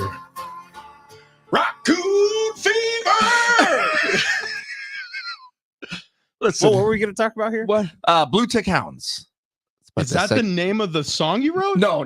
But you know what? That will be now. Blue Tick Hounds. Jesus. I don't even remember what We'll debut it tomorrow. Well, we actually just got a tweet from Amy Marie, who listens to the show daily. She said, "Singing is not necessary. We all can hear you." What? Wow. Jesus. Wow. Thanks, Amy. Yeah. Love you. Yeah, love you, Amy. Jeez, yeah. Can you sing solo? Solo, I can't hear it. 913 needs a lap. What happened? TD, you just plowed your way into the listeners' hearts Yes. with that tractor pull name. Thank Lap you. 913. Thank you. No way. He earned one back with that. That's fantastic. We were going to talk about the outfield. Oh, yeah. That, I was Not the band. For a second, I was like, what the heck was it? Yeah. So the tease was, we've got one, right? We might have two, but we definitely don't have three. The answer to that question, the Padres outfield. So Kevin Right. Acey wrote about this yesterday, and he actually listed out, like Bachelor style, all the contestants for the last two outfield spots. And Jackson Merrill is one of them. I think everyone's kind of assuming that he has a foot in the door to be either the center or left fielder. But then he listed the rest of them, and there's 8 of them. So get ready. Azokar, who is probably the definition of a backup outfielder that you would want on a big league team. Johnson, do not know who this is, but he just had an x-ray, so maybe not healthy. LaCastro, who is somebody they actually just brought in. Bob Melvin talked about him yesterday. He's on a minor league deal with the Padres. He's bounced around the league a bunch. Fast guy. That's all he does. Mhm. Not really a hitter. Mhm. Marcy, heard the name, don't really know him. He's 22 years old. okay. Mercado, who just hit the Ramos? 2 home runs. Jackson Merrill, who is the number 2 prospect across the Padres organization behind Ethan Salas.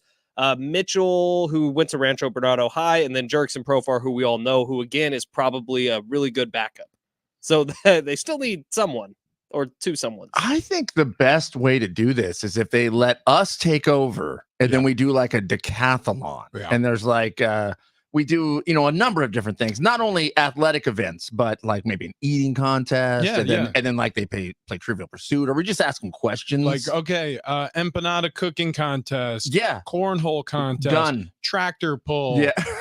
What? That sounds real good, man. Karaoke.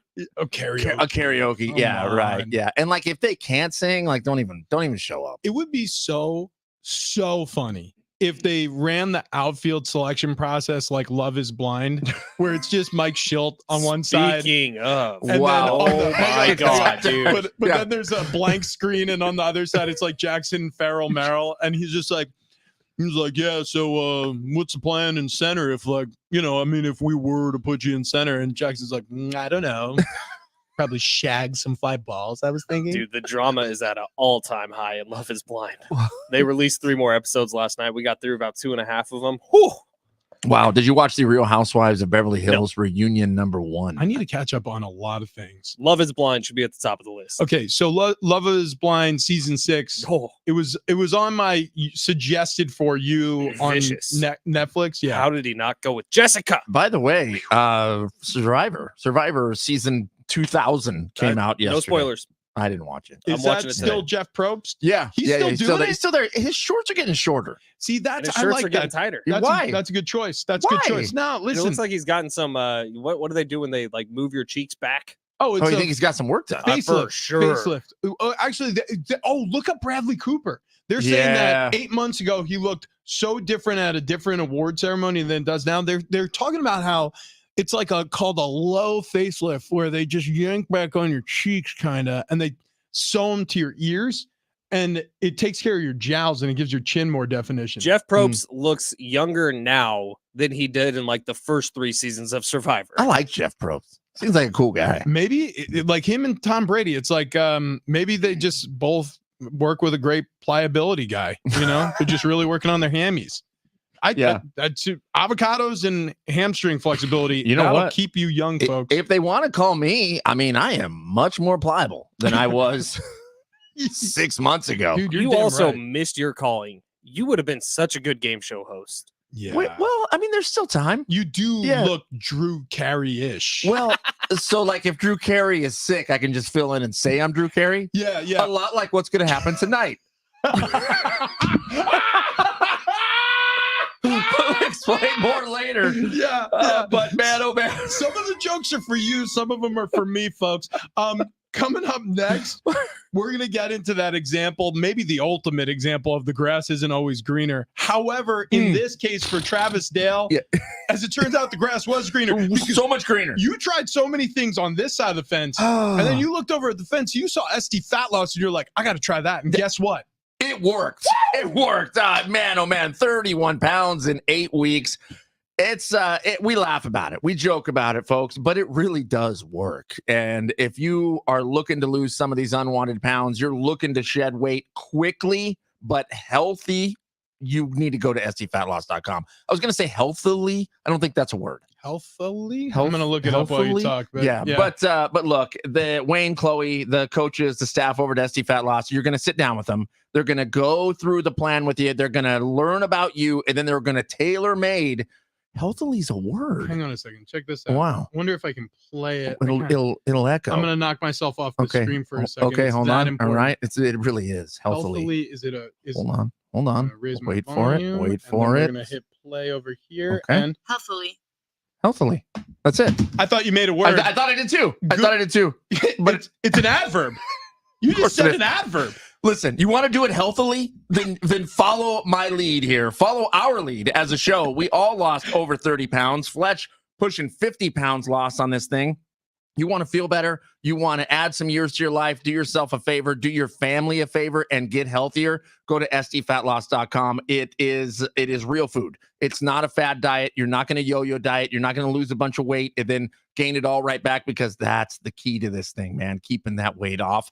And SD Fat Loss, they will show you how to keep that weight off, because that's what you want to do. You never want to do the yo-yo. Stay away from the yo-yo.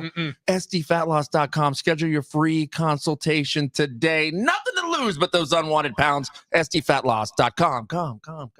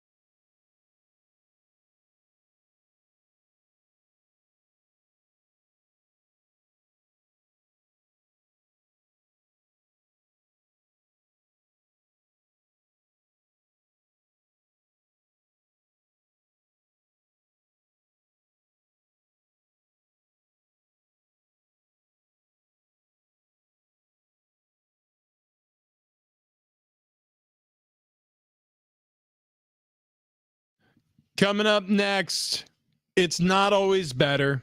You can't always get what you want. Be careful what you wish for. The grass isn't always greener. We'll explain.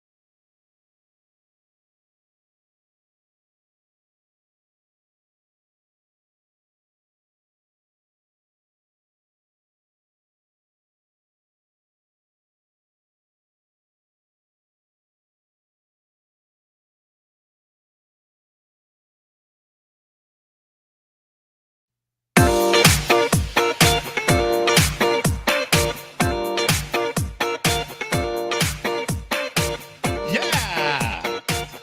Ugh.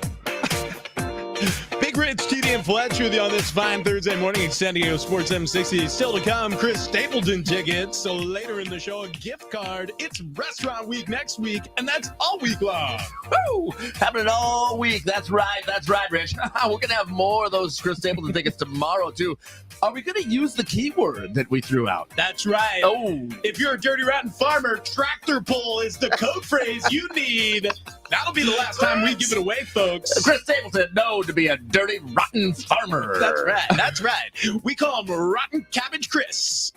Anybody watch Farmer Wants a Wife? Is that over? No. I never watched a single episode Yeah, of that. I recorded the season. It's there, I think. I didn't watch any of it. Those U-boats are just taking up too much of your time. Dude, I'm telling you. Yeah. So, U-boats on since Discovery Plus. Julian thing happened last Friday when he talked about the jujitsu trainer that he wants to take on a date, but she said maybe not. Did he text us back? No, but I got another DM from a listener Okay. asking about dating advice. All right. Similar situation. Okay. Well, I guess throw it out there. Well, we can hit it on the other side. Okay. Yeah. Oh, That's a good tease. We call that in the industry a tease. So look, professionals. it's a therapy Thursday. And this is something that we do every Thursday and always have. we never forget We never, either. not once So ever. this is a situation where the listener's asking if he's being too picky. Okay. All right. Well, that's all we'll give for now. Okay. Also, you take Okay. that code phrase you just heard, you put it in your back pocket. That's right. And in the 8 o'clock hour, you're going to win Stapleton tickets. That's with right. those. That's He's playing right. Petco Park in 2 days. Okay. Wow. Also, next week's restaurant week. And we have a gift card for you. And where is that gift card to? Well, Oh. I'm going to tell you. Of course. It's to Field Authentic Irish Pub and Restaurant. Yeah.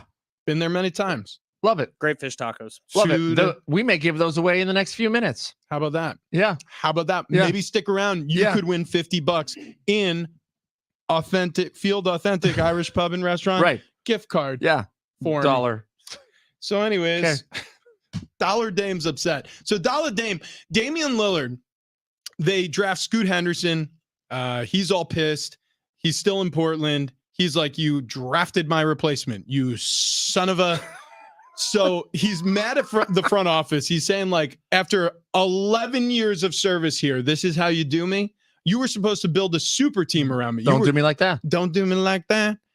And what ends up happening is you're shoving me out the door with 2 hands on my back. It hurts. It hurts bad. By the way, super boring here. Yeah. Place sucks. Well, actually, what's weird about it is Portland, he loved. He moved his whole family there. He had everybody with him after games. They would go to his mom's house sometimes. He would have his cousins, his brothers. He loved Portland, as it turns out. He told them, send me to Miami. They said, nah, we can't get anything going with the Heat. They sent him to Milwaukee. He joins forces with the Greek Freak, but he's like, Milwaukee's boring. He's like, I miss my family. All they do is watch Laverne and Shirley. I don't know if you guys saw this, but there's some Instagram model who actually put out a picture not knowing who Damian Lillard is, but it was a picture of Damian Lillard, and she said, whose man is this? I want him. See, but dude, that never happens to us. Hold on. Is Dame asking for dating advice? I think Damian would like to maybe find someone. Listen, or is he married? I don't know if he's married, but listen to this, and you're going to feel for this guy. But this is the ultimate story of the grass isn't always greener. He goes, it's definitely lonely because I'm such a family guy. My life is my family. After games, I would come out and my whole family would be back there. My kids coming out of the playroom, my mom, my brother, my cousins live there. You know what I mean? My best friends live in Portland. So I would come out and we would go to dinner. They might come to my house. You know, after practice, I might go to my mom's house and just chill. That's how my life was. So, I mean, I'm fine because I'm grown, but it's definitely lonely. I'm filled up by those people. Poor guy. Dude, I mean, that was beautiful. He could start coming on our show every day. He can. We'll be his friends. By the way, without glasses, that song title completely different. What? Slow funk. Yes. Yeah, because I was like, music. oh my God, there's a category for this? Well, I will say this. When you go royalty free, you never go back. Listen, This is sexy, cool, and calm, soulful funk theme. We are slow funking our way through a Thursday here on Big Rich T and Fletch. Put it on a t-shirt. San Diego Sports 7 Sexy. Coming up next, more show.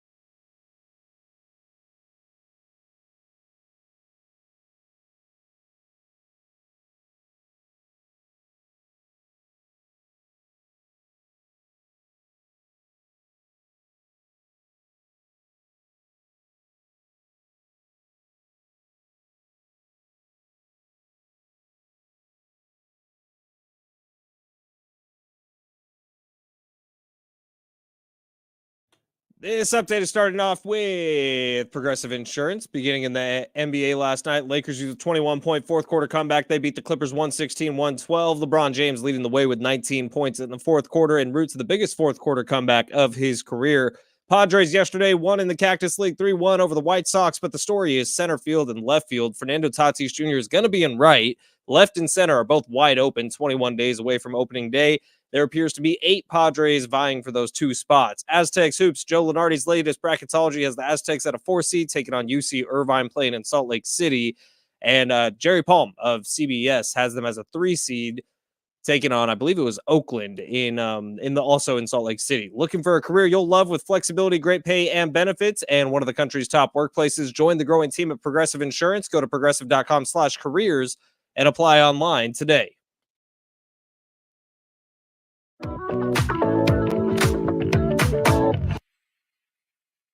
Wow. Turn it off abruptly. Yeah. Yes. Thank you. There we play the next one. I don't know why.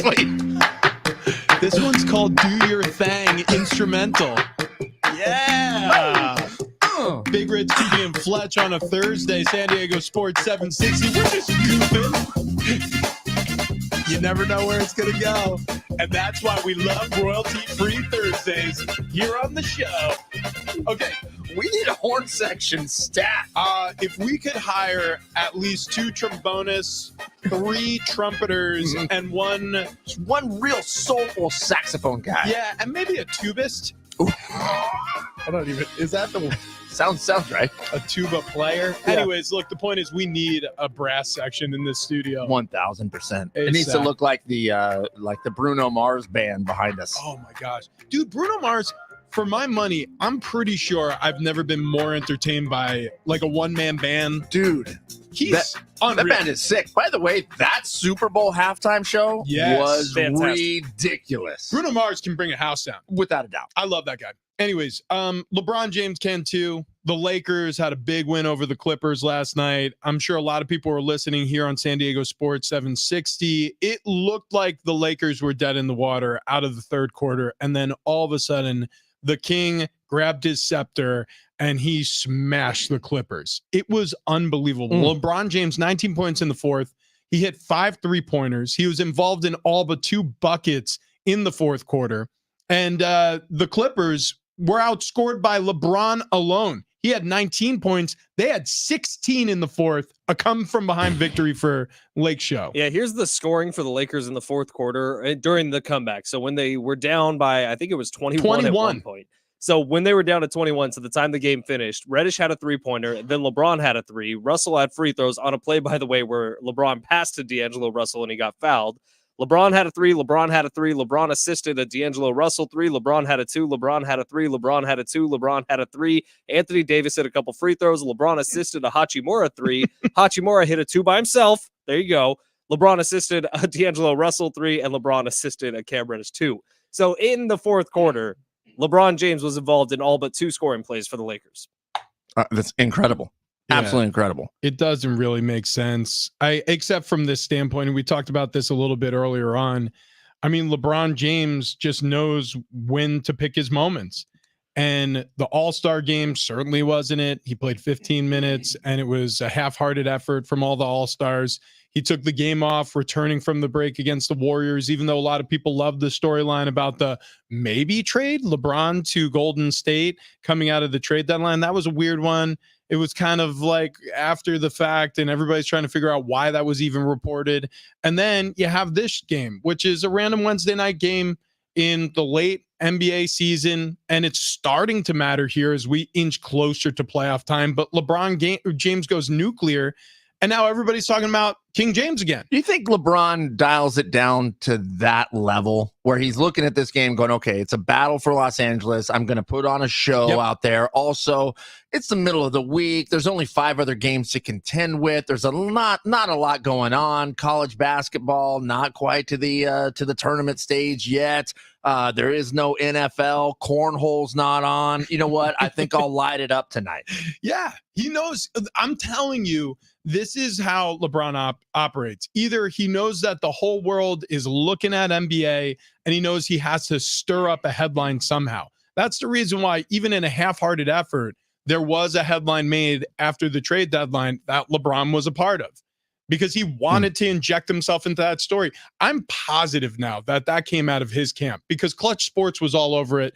His buddy from childhood, Rich Paul, owns Clutch Sports. That story was manufactured by LeBron James and company. And then you look at this week, it's combine week. We don't have a ton of news coming out of the NFL. Like you mentioned, it's a down period, middle week game, not a lot to contend with. I'm telling you, he picks his moments and he makes a splashy headline. The finals, do you remember when they got knocked out the Western Conference Finals and everybody was talking about Jokic? Like that was the whole story because the Nuggets were heading to the finals. It looks like they were going to win in commanding fashion, which they did. And nobody was going to stop the Nuggets. How did LeBron James steal headlines for the whole beginning of that week? He pretended like he was considering retirement. I would also say, take a look at the standings here in the NBA because the Lakers are, as of right now, they'd be in the play-in tournament, which is fine for them. In fact, for LeBron, he might prefer it because it's getting more eyeballs on him for a longer period of time. But you look at the Western Conference, like the Timberwolves are the 1 seed right now. The Thunder are the 2 seed, and then it gets to the Nuggets and the Clippers and the Suns. So teams that are a little more traditional there. But I think it's just going to prove that teams are not really caring during the regular season, and they're having to pick and choose their battles. And for LeBron, clearly last night was one that he chose, and then he paired it with a hot shooting night. Like LeBron isn't always on fire from 3. He was last night, so it seemed like the perfect opportunity in the fourth quarter to just really make that big push. But that's also kind of what sickens me about the NBA and why the product, I believe, is starting to fail. It's because during the regular season, you can waltz into the playoffs as a 9 or 10 seed, play in the play-in, and if you're good enough, you can make your way to an NBA championship. We saw it last year with the Miami Heat. Oh, I don't disagree with you. I think the same thing. I think that's why when I think we all kind of make the pitch of if you made the season less games, not shorter, just less games, you would make them more important. But of course, the NBA doesn't want to do that. Not just the NBA that doesn't want to do that. ABC, CBS, TNT, they don't want to do it. They make money off these games as well, so they don't want to do that. But LeBron James, to me, I mean, there was a kind of a twofold here. One, yes, I do believe the battle for LA does matter. It matters in a big way. I also think that just a couple days ago, there was headlines coming out that 39-year-old LeBron James wants to extend a contract and he wants $60 million a year. So guess what? Lake Show. Don't forget, I'm worth it. And remember, 2 days ago, the story was LeBron James putting out that tweet to defend his son. Well, the story is no longer about either of those things. The story is about LeBron James having the largest comeback of his career in the fourth quarter. I mean, just to put this in context, because I know when you say the score, you say they were down 21. Okay, the score with 11:45 left in this game was 98-77. It was 98-77.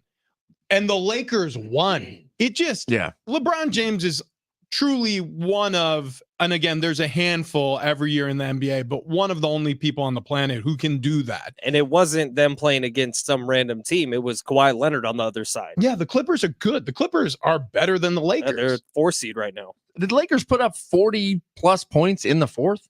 Is that the total? What did they put up? I don't think it was 40. He had 19 on his own. I want to say they scored 25 in the fourth. Something like that. Okay. Yeah, I think you'd have to double check my work. Looking for the box score, and I've screwed it up already. It's pretty impressive what he's been able to do over this career of his. But I think as he gets older, as he's nearing 40, as he wants to extend his career, he's not going to be available for every game. And 39 in the fourth. There you go. 39. Yeah. So I was going to say there was a lot to make up there, as well as win by how they did. Yeah. So. Yeah, nuts.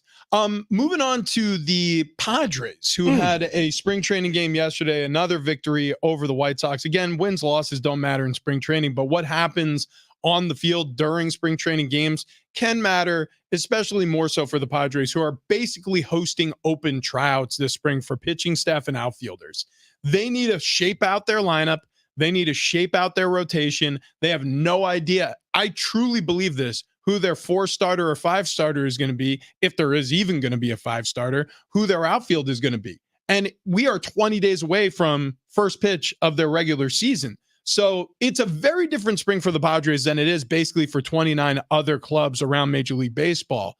My question is, you see Matt Waldron have some good stuff against the Dodgers last Friday, another nice appearance in a start against the White Sox here yesterday. You see a Jackson Merrill. He stole some headlines here for spring training for the Padres. You hear talk about Tommy Pham being signed. Is it even close to enough in your mind? Nope. Okay. That was a very quick answer from Well, Fletch. I mean, I'll tell you what I see. Like all that is fine and dandy, yeah, and I see it all. But what I see is they're about $30 million away from where they should be at my like minimal acceptance rate. They're gonna go into this year with $160 million payroll, having that dramatic a decrease from last year, and expect me to believe that this is all going to be hunky dory. I'm not there. Wait, but you can't say that there aren't good players that that are not high on the payroll, because your favorite guy on your favorite team is not high on the payroll. It's absolutely true. But guess what? The 49ers were bumping up against the salary cap with everything else. Well, yeah, that is so also the true. Padres just not being competitive in their own division. They're going to have a lower payroll than the Giants. They're going to have a lower payroll than the Dodgers. And I just think that this is not what we were promised here a few years ago. Like when the Padres were going to be competing. And even a couple months ago, like we were told and expected that the payroll was going to be around $200 million. 160 is a far cry from that. Well, yes, but they're not going to come out and say the payroll is going to be around $160 million, because that is nearly $100 million less than what they were spending, and people would freak out about it. But freaking out. Yeah, well, yeah, and look, it's just about where you're setting expectations here. So if you set your expectations a little lower, then maybe they come out and they do okay. Even though the Padres have so many stars on the team, they just don't have a full team. Here's the story that you're hearing from everywhere, right? It's the one we're discussing right now, banting about whether or not there's enough on the roster currently. The story that nobody's talking about is, how did the Arizona Diamondbacks do what they did last year? How did the Orioles do what they did last year? You know, how do underprepared from a national perspective or even a local perspective standpoint, how do they overperform their roster? How does it happen? It's sports. It's lightning in a bottle. Well, so that is okay. That's one answer, right? But is that a suitable enough answer that you're just hoping? Hope isn't a strategy. Are you hoping that it works out? So my question is, what is the strategy here? What am I missing? Right? I'm not a baseball man. I played football growing up. Right? I played lacrosse in the spring. I never swung a bat past Little League. So what am I missing as Richie Ornberger, Padres fan, who has very little knowledge of the interworkings of baseball, that the Padres know that they haven't revealed to the rest of us yet, and they're strategizing behind the scenes to make this a great season, like the D-backs did, like the Orioles did. I hate the comparison to the Diamondbacks from last year. The Diamondbacks had 2 more wins than the Padres in the regular season. Their run came in the postseason, which is fine. Like, just getting into the postseason, that's all you need from this Padres team. What I'm saying is, if you're going to give yourself an opportunity to catch lightning in a bottle, you need to get to the postseason. Last year's team should have walked into the postseason. They didn't. That was a collapse. That's not enough of a reason for you to just destroy everything that you've built over the last few years by walking into this year without Blake Snell, without Josh Hader, without Juan Soto. Like, how is it just going to be acceptable to no longer go with the strategy that you were going with? Because it didn't work once. I don't know how to answer that year question. Before, it was really. an NLCS berth. Like, it didn't work once, so you're just going to blow everything up? That's what I don't get. Well, here's where I'm at. Well, that's what happens when you're putting that much money on the line, which, by the way, the guy that put that much money on the line, unfortunately, is no longer here. And also, I don't want to discount the Diamondbacks because of the improvement. The Diamondbacks went from a 74-win team to an 84-win team. That's 10 wins more. That's significant. That's a huge bump. You know, so how do the Padres do that? You know what I mean? Like, okay, yeah, you won in the low 80s. How do you win in the low 90s? And by the way, when everybody looking at the 2023 Arizona Diamondbacks went, well, they're going to be the dregs of the NL West. I mean, the Padres are not that. Like we just mentioned, they have big contracts on deck. Manny Machado, still paying him. They just got Xander Bogaerts under contract a year ago. Fernando Tatis Jr., Yu Darvish is the anchor of this pitching staff. Joe Musgrove, you broke off. Now, I get it. You don't have the Cy Young winner in the National League from last year. He's off in free agency. He's not coming back. But the Diamondbacks, they were backs against the wall even further back than you are this season, and they still turned out and have 10 more wins year over year than they did the season before. That's my point. Okay, you can say, let's try to catch lightning in the bottle. That's hope. That's not a strategy. So what am I missing? I want to hear somebody on the Padres. This is what I want to hear from the Padres. And I'm not dogging them. I'm believing that these professional baseball men that know more than I do have a plan. Could you please tell me what the plan is? I just want to be let in on the secret. Well, and when you're not let in on the plan, you automatically go, well, there's no plan. It's because there is no plan, right? I mean, that's the thing. You start to go into panic mode. There is no plan. Yeah. So in the absence of somebody telling you what's going on, there's speculation, right? Right. Absolutely. So perfect example. Earlier in the week, we played the sound that A.J. Brown, star wide receiver for the Philadelphia Eagles, he called in to a radio station because they were opining that there was bad blood between Brown and Jalen Hurts, the starting quarterback with the Eagles, and that he wanted out of the Eagles. He called in to set the record straight. He was like, no, guys, you got this all wrong. You're going to hear from the source. Interview me. Ask me these questions. I'll answer them for you. That's what I'm asking of the Padres. This spring, at some point, please be like A.J. Brown. Call on the phone. Tell us what the hell you're doing, because it feels like we're flying by the seat of our pants.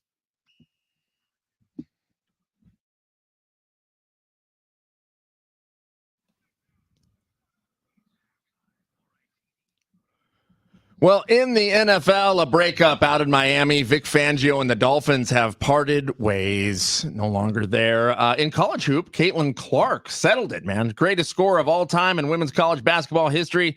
She entered the game last night with 3,617 points, needed exactly 33 to set the record, and she hit the mark with a three-pointer with 4:29 left in the fourth quarter. In the WWE, some very sad news. The $1 Million Man, Ted DiBiase, his bodyguard, until he turned on DiBiase at SummerSlam 91, and the place erupted.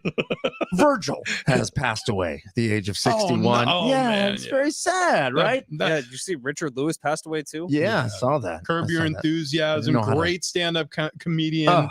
I loved him in Spaceballs. Oh my gosh! He was just in the new season of Curb too that just came out. He was great. Heartbreaking. Yeah, definitely heartbreaking. Buddies with Kevin Nealon. We'll have to talk to him about it. Ask him his feelings on that on Friday as he joins us. In the NBA, the Lakers had to make up 21 in the fourth. King James had the biggest fourth quarter comeback of his career, and he led the Lakers to chip Clippers 116-112. This one's going to be a hard one for me. Timberwolves, Verizon Wireless, the Grizzlies, 110-101. Denver, John, the Kings, 117-96. The Last of Us, the Raptors, 136-125. In Diana Ross, the Pelicans. Diana Ross. Is that how you saw it, Diana? 123-114. And Chicago panted the Cavs. Chicago pants. We gotta go. 132. We'll be right back. We'll keep it right here. Chicago panted. We heard it. Switching gears, we've got one of our best buds on the phone line, Derek Togerson, NBC7 reporter, sports commentary, all over NBC7.com. Also, Derek, it's on Friar, right? The podcast with Darnay Tripp. You guys still doing that? Yeah. Of course, we do 52 weeks out of the year. Yeah, give me a second. I'm doing some yoga so I can follow TD stretches on some. Yeah. You can use any of those you want, Derek. Go with downward dog. No, I'm good. I'm good. I appreciate the offer, but I wouldn't want to. I only steal from the best, so you're good. Well, you know what? Like I do have some throwaways, so if you want to shoot me an email, I'll send them your way. yeah. Those are the best ofs. Those are the best of. Hit the cutting room floor. I mean, what kind of Tarantino gems did not make the final director's cut? Hey, Togs, we have short time with you, so I think we're only going to be able to fit one apiece. And my question for you today, it's simple. What is the Padres' plan? I was just talking about this. I wish they'd let me in on what they're doing this spring so I can feel more confident and comfortable with what I'm seeing. Do you have an answer to that question? Their plan for the outfield, for the pitching staff, for rotational infield, like who's going to be the closer. Like that's the thing is there's so many different moving parts to whatever this plan might be. Can you narrow it down for me? Yeah, I was right there. You named a lot of things I'm nervous about, and I was sort of just asking, like, overall, like 2024 season in a nutshell. I was less nervous actually before that answer. Yeah. So that's the thing is when you start to actually write down how many question marks there are on this team, it kind of gets a little scary, But then you think about, I'll assuage your fears a little bit. You look at last year, and there were basically no question marks at all, and look what happened. Yeah. So I think it can go the opposite direction real fast in baseball. So I think the plan is give some of these guys as many opportunities as possible to earn the starting outfield jobs. If they don't, go out and grab a veteran somehow who they either gets cut late in spring training, swing a trade, something along those lines. They want to give these youngsters a right of first refusal. And if it doesn't work, if they're not ready, go out and find somebody who can be kind of that bridge, that stopgap kind of guy. So the outfield, I think is going to be okay. The starting rotation, you know who the top three are. And then it's just basically Johnny Brito, Randy Vasquez, and Matt Waldron. At that point, it is just who's going to go out and rip the two starting jobs out of it. And Floyd's team so far, and again, it's the proverbial small sample size, but I'm encouraged by what we've seen. You're going to have some depth in the starting rotation that I honestly wasn't sure was going to be there. So that's also very encouraging. And then the infield rotation looks like Xander Bogaerts is transitioning nicely to second. Ha-Seong Kim, can handle shortstop. He's going to probably win himself a Gold Glove. Manny looks like he's a lot healthier than we thought he'd be at this time. So third base is locked down. And Jake Cronenworth looks like he's starting to swing the bat like we saw in 2020 and 2022. So I'm actually fairly encouraged. And Luis Campusano is handling things behind the plate well. And then Brett Sullivan's going out and hitting triples and bombs every day. So there's a lot more here than I think we realized. And then you go, well, yeah, but it's the Cactus League, so you got to throw all that away because it doesn't mean anything. But it looks like they're in better shape than we thought they would be at the beginning of spring training. So should I be nervous if Jackson Farrell Merrill gets leaned on here and becomes the guy, because we have people like Fletch who's going, no, God, he needs a couple more years before he's got to bake a little bit longer before they bring him up here? Or should I be excited that there's some new blood? We'll be excited because there's some new blood, but also because it's talented. I mean, it is really talented new blood. Like this kid, as you know, he's got the right attitude and he's got the skills to play at that level. It is the timing thing. And as you know, talk to John Conniff with Matt Friars, who's a good friend of the podcast, and I know of you guys over there at 760. He says it would probably not be a great idea to have Merrill out there in the very beginning of the season. A mid-season call-up might do him a little bit better. But as you talk to Casey Stoney, the manager of Wave FC, he says, if you're good enough, you're old enough, which I completely agree with. So if Jackson Merrill is good enough and he's ready, and then he's old enough. So I think it's excitement to see that he's anywhere close to this right now, because remember, he was taken out of high school a couple of years ago, and he was the first high school player taken out of the state of Maryland in like 20 years. So it's not exactly like he's coming from some sort of baseball factory here. So the fact that this kid is this hidden gem, this diamond in the rough, I guess, is something you should probably look at and go, you know what? Maybe he struggles when he comes up. But remember, Derek Jeter got sent down after his first call-up. It happens to a lot of guys who turn out to be Hall of Fame caliber players. So maybe he's early. I think it's not going to hurt him in the long run. Maybe it just slows down the Padres process earlier on in the season. That would be the worst-case scenario. So, yeah, be excited.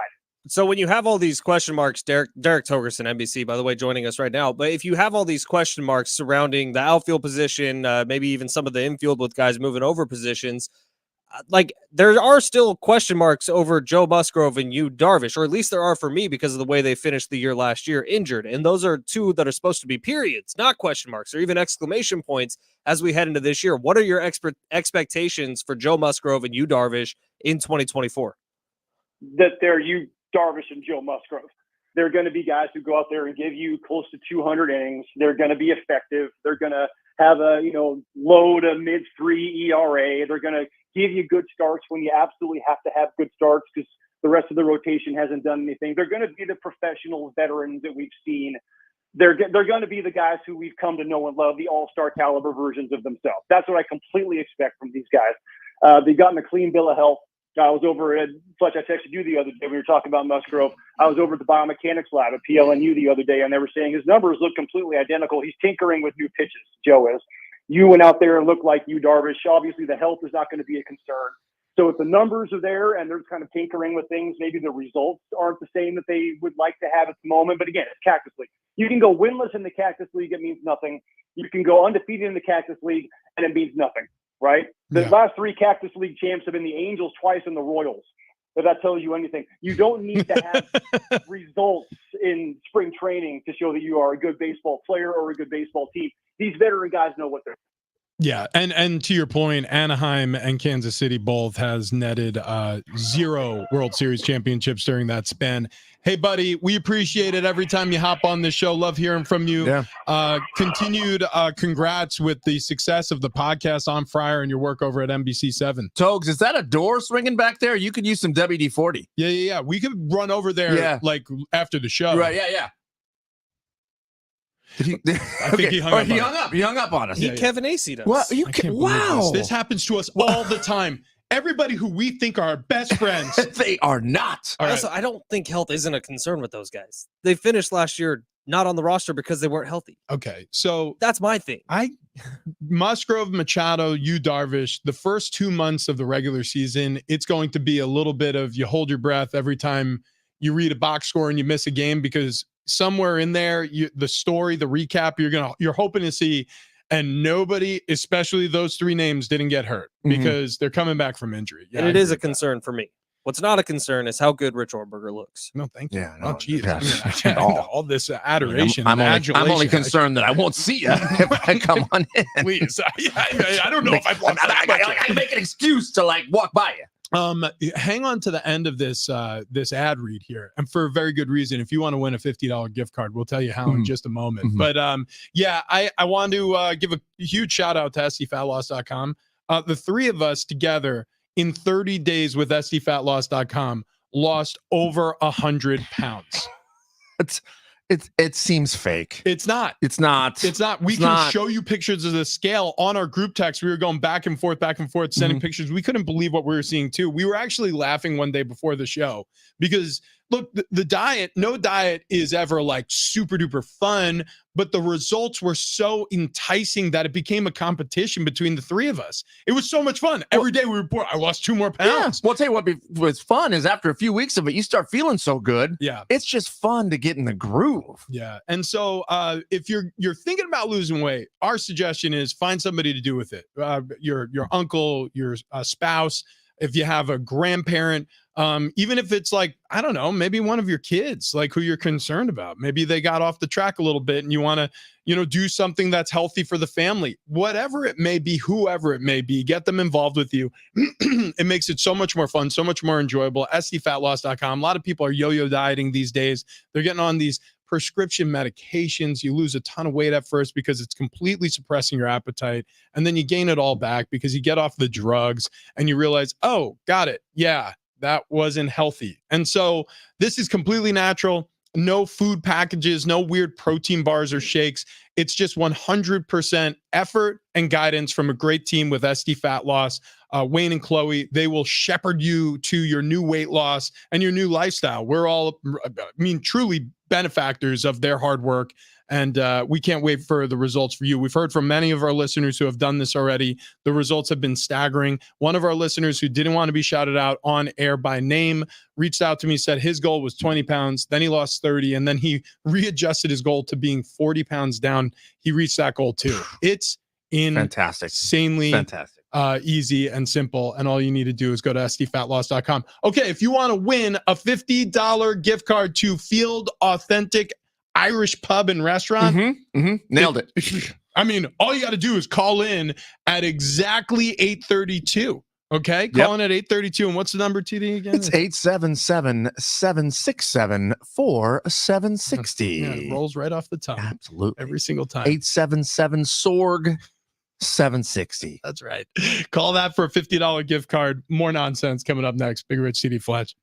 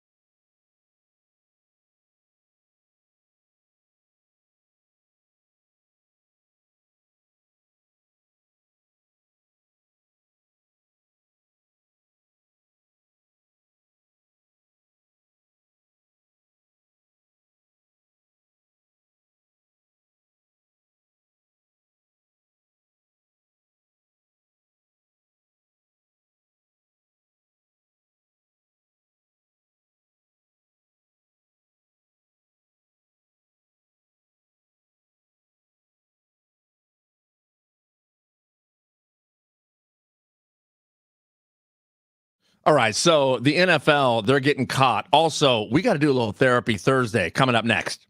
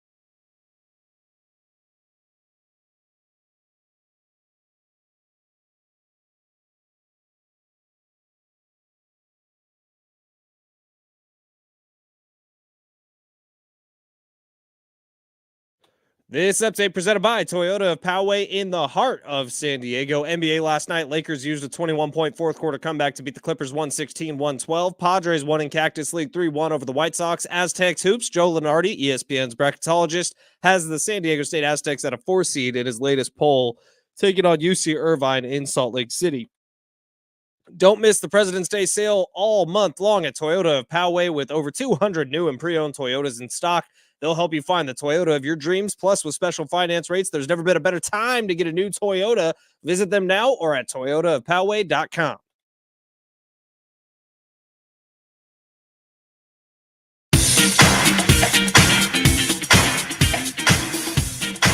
Woo! Yeah! It's Thursday here. Big Red Sheedy and Flex, San Diego Sports 760 just gave away that Restaurant Week gift card to the Field Authentic Irish Pub and Restaurant. $50. Who was our winner there, Fletch? Darlene. Darlene. Congratulations, Darlene. Almost like Darlin. I mean, I could almost spin it right into that. We have Chris Stapleton tickets that we're giving away as well. He's going to be at Petco Park this Saturday, just a couple days away.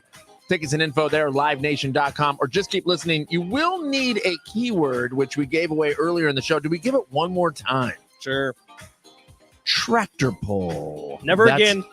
Never again. It's not coming out of our mouths again. The mouths of babes. Speaking of the mouths of babes, I'm not sure if that's the tie-in. It's a Therapy Thursday. Certainly is. We got a text message from another concerned listener regarding dating advice, and that's really what we excel at. We can help. This was actually a DM I got on Twitter, and they asked not to be named. They slid into your DMs? They did. Okay. By the way, also Super hot. sliding into my DMs, buddy Peter Salas, guess what he did?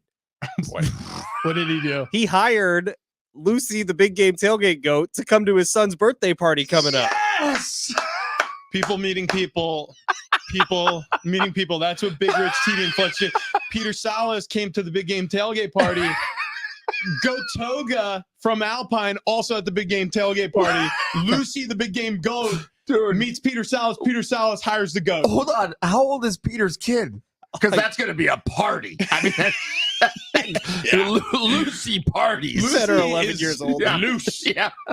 Okay, but the text we got, and this listener again asked not to be named, Okay. said, I just turned down a hottie on Hinge, which is kind of like Tinder, I think. Yeah. Okay. Because she had a video of her playing golf on there, and she took 3 practice swings before hitting. Am I too picky? So it reminded me of the scene in I Love You, Man. Have you guys seen that movie with Paul Rudd, where they're on the golf course and the guy's like, this is my nightmare because they're golfing with the ladies? Is this person being too picky? Okay. So check this out. For turning down a Hinge date with someone who takes 3 practice swings when they golf. This is Larry David level complaining. Wow. This is like, should have been only 2. You know what I mean? Like this is a Curb Your Enthusiasm Pace of attitude. play is important. Wait, So you swing the club once, and but and she asked him out. Oh, it's him. So it's like you match or So something. I think it's a swipe right, swipe left sort of deal. well, I think what happens is like at first glance, right? If it's like my brother was on Tinder and all these dating apps, and I used to, it was so fun to watch how he would do this. And he got so fast at it. Like it would be like boom, left, right, left, left, right, left. You could tell within a half a second. In a half a second. And it was all based on looks. And then what happens if you're in an area radius of people who also swipe right for you, then they show you your link ups. Like the people who you swipe for and they swipe for you. So if Hinge works the same way, what happened was probably at face value, they both were like, yeah, sure. And then on a secondary look, you go through their profile now and he sees her take 3 practice swings and he goes, nah. Yeah, I think he's being too picky. I mean, that's where I would go with this. This is a little bit too far. The only thing I could think of is why don't you give it a shot here on a morning date on Big Rich CD and Fletch? Now you're talking. I mean, then you can really get to know each other. Yeah, listen. Where are you guys at on golfing with wives? Oh, I don't do it. I'm out. Yeah. Well, my wife wouldn't go. Yeah. See, that's the thing. Annie doesn't like to go. I will say, actually, she's a decent hang on a golf course because she doesn't golf. I've been to like 3 courses with her, I think, where she basically drove me around. She was my golfing chauffeur, which was awesome. That's pretty sweet. And so by the end of the round, each time we went, I was all bombed and just like missing the golf ball. And she's like, oh my God, this is embarrassing. Was it the long ball invitational that Sarah and my family rolled out to towards the end? Oh and then we just got heckled for like 4 holes. Yeah, they were mean. They tried to hit you with a cart. I nearly died. Your family turned on you. I took my shirt off. Me and Fletch were shirtless for the whole back 9. I got so sunburned that day. Someone gave us an injection of something. Yeah. Yeah, that's right. Oh my gosh, Yeah. that's right. What did they inject us with? I think it was. They said it was a B12 shot. Oh yeah, I started feeling great right after. It was right at the end. It was right before the 12th tee box. All I know is you made a magical shot on the 18, and then I just rolled down a hill. Yeah, the crazy part about that day, because we were all hammered, was that Rich and I, because it was a scramble, and who were we playing with? Oh, Jim Sheen. Oh yeah. But Rich and I on the 2 of the par 3s birdied it with my tee shot, your putt. Yeah, I don't ask. I don't know. I don't know. Yeah, I'm an idiot savant. Yeah. As far as this guy with the so I say you reach back out. We haven't heard from Julian. Yeah. We have date night all set up, ready to go. If Julian doesn't want to jump on board, then you respond with, listen, go ahead, make the match, but first date's right here. And I'm going to say this, and not to get like too in the gutter, Okay. but I'll be honest with you, practice makes perfect. Like she sounds like a real go-getter with upper level management written all over. Well, And she also sounds like a swinger. yeah, well, I'm saying if she wants to take more than a couple strokes. Oh, come on. Oh, what? Do what? I'm talking golf. I said get your head out of the gutter. I'm talking golf. Keep it on. Which, by the way, is it that bad to want a mulligan? Yeah. Listen, will I putt from the rough? You're damn right I will. Mark on YouTube, longtime listener, first time YouTube watcher, and within the first minute I watched, it's already more entertaining than anything John and Jim have ever done on YouTube because they don't dance. Wow. Oh yeah. Did we dance? I can't guess remember. there was dancing. Probably because it's royalty free Thursday. Can't stop the groove. It's all in the show. Oh, I think I just got a cramp. I did. So good. I did. So good. Mark, we love you, buddy. Peter, love you as well. Okay. Coming up next, if I survive this break, might be having a heart attack. I know CPR. Oh, bottom of the barrel. Bottom of the barrel. Bottom of the barrel. You We also- got Chris Stapleton tickets. and you need the code word. You Or need the code word. Code phrase. Yeah, you're right. What else are we doing? You want- That's it. That's all. Well, yeah, well, also, NFL's getting caught. What is the blurred? That's the Chris Jones. Oh, it's Chris Jones. Chris Jones famously ran at the combine and his junk fell out of his underwear. Our jump's coming out next. Big Rich CD and Fletch. Yeah, tune it into YouTube. We're running the 40.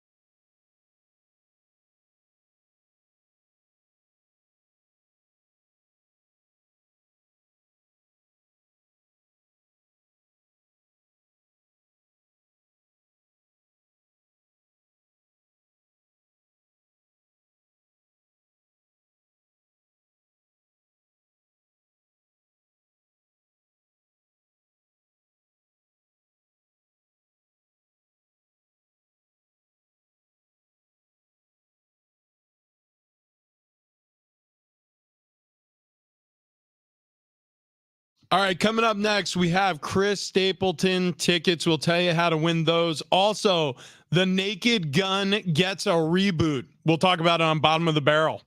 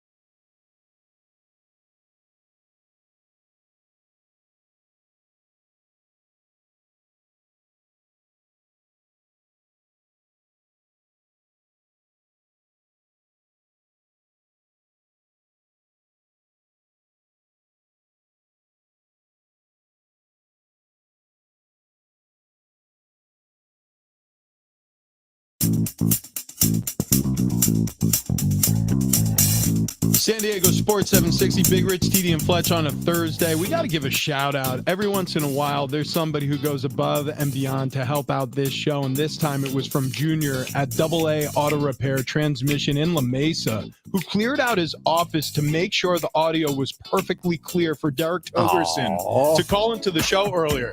So, hey, man, Junior, dude. Great assist. Yeah. It feels like it feels like he was LeBron James. He was the superstar, but also he was dishing a Rui Hachimura. He's giving Reeves some What looks. was the name of the place again? AA. Let's see, AA Auto Repair and Transmission in La Mesa. Go visit them. Yeah, that's awesome. Also, we have Chris Stapleton tickets. We'll tell you how to win those in just a few minutes. Also, Bottom of the Barrel. We were just talking about this at break. Liam Neeson is going to be the lead as Frank Drebin in the new Naked Gun reboot. What the heck? I feel like this works. Liam Neeson, very funny. He is funny. So I was just saying this to TD Fletch. Have you ever listened to the Conan podcast? Yeah. Okay, so he was a guest with Conan. I think I heard that one, actually. Dude, he was hysterical the entire time. Dude. I didn't even realize his accent was Irish Oh, is that what it is? or Scottish. Maybe I'm wrong. I don't know. Authentic Irish pub and restaurant? Well, you'll see him tonight at Field, Authentic Irish Pub and Restaurant.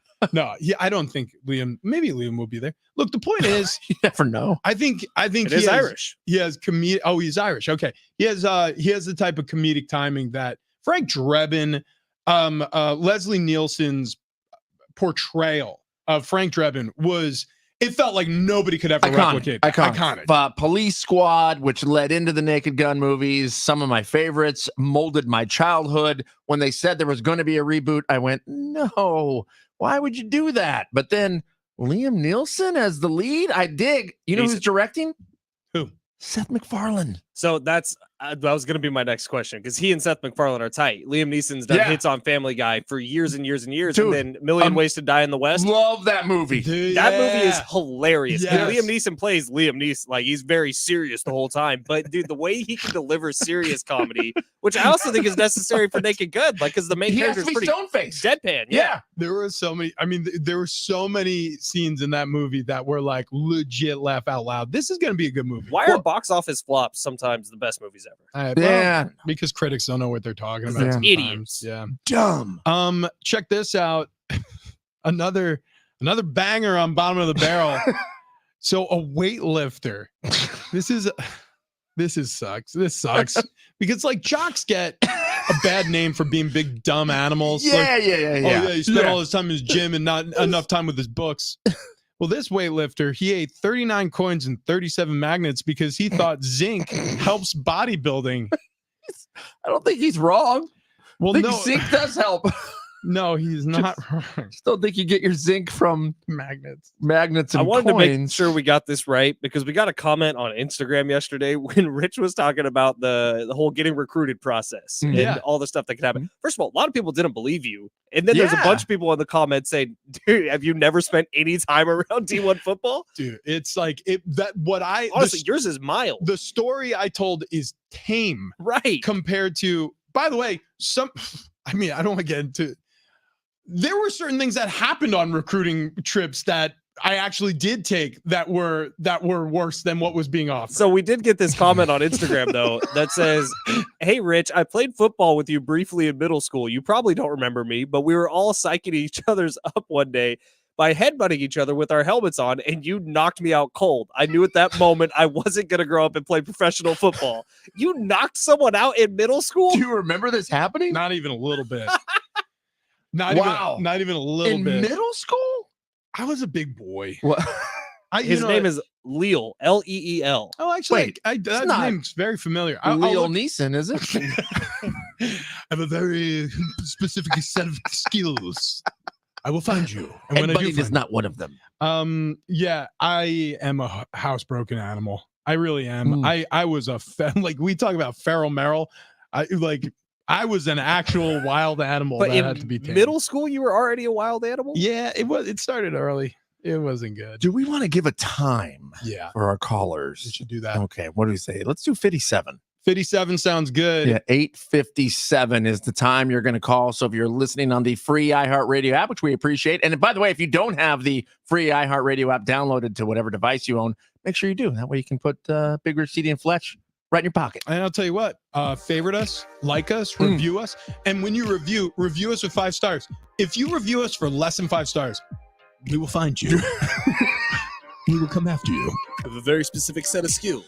No, I mean, like, honestly, don't waste our time with anything less of that. But review us 5 stars. Don't waste our time. Review us 5 stars, but then write the most hysterical description of the show. Yeah. Just lie. Yeah. Just be like, Yeah. they said it was a sports show, but they just talked about sex the entire time. Food, Liam Sex Nielsen. advice, food. No, Yeah. what else did we talk Neeson. about? Liam Neeson. Leslie Nielsen. Obviously, he's Irish. Duh. Duh. Neeson. Duh. Thank you, Derek Not Togerson, Irish for jumping last name. on. If you missed that interview, it's up on the Yeah, of free course. iHeartRadio app. Tons of Traditional. Padres stuff with him. Thank you to the roadies, the dogs, the hangers, the bangers, and all the texters as well. TD, you just got invited to the Chris Stapleton concert on the text line. Yeah, let's rock and Weird. roll. They didn't invite me or Rich. Well, but Because they know who can sing. who do we got coming up on the show tomorrow, boys? Oh, Kevin Nealon. Yeah. That's going to be rad. That is going to be rad. Go see him this weekend at American Comedy Co. And also, it's a bar cart Friday. That's right. Keg and Bottle 10 locations around San Diego. We're going to hook you up with some beers tomorrow. 2.5 minutes away, 877-767-4760 if you want to go to see Chris Stapleton, but you got to have that keyword phrase, maybe? Yeah, you definitely do. Caller number 5. Look, Why was that a maybe? I don't know. Look, the plug is Because I was trying to, We're out of be time. elusive. The herd is next. Goodbye.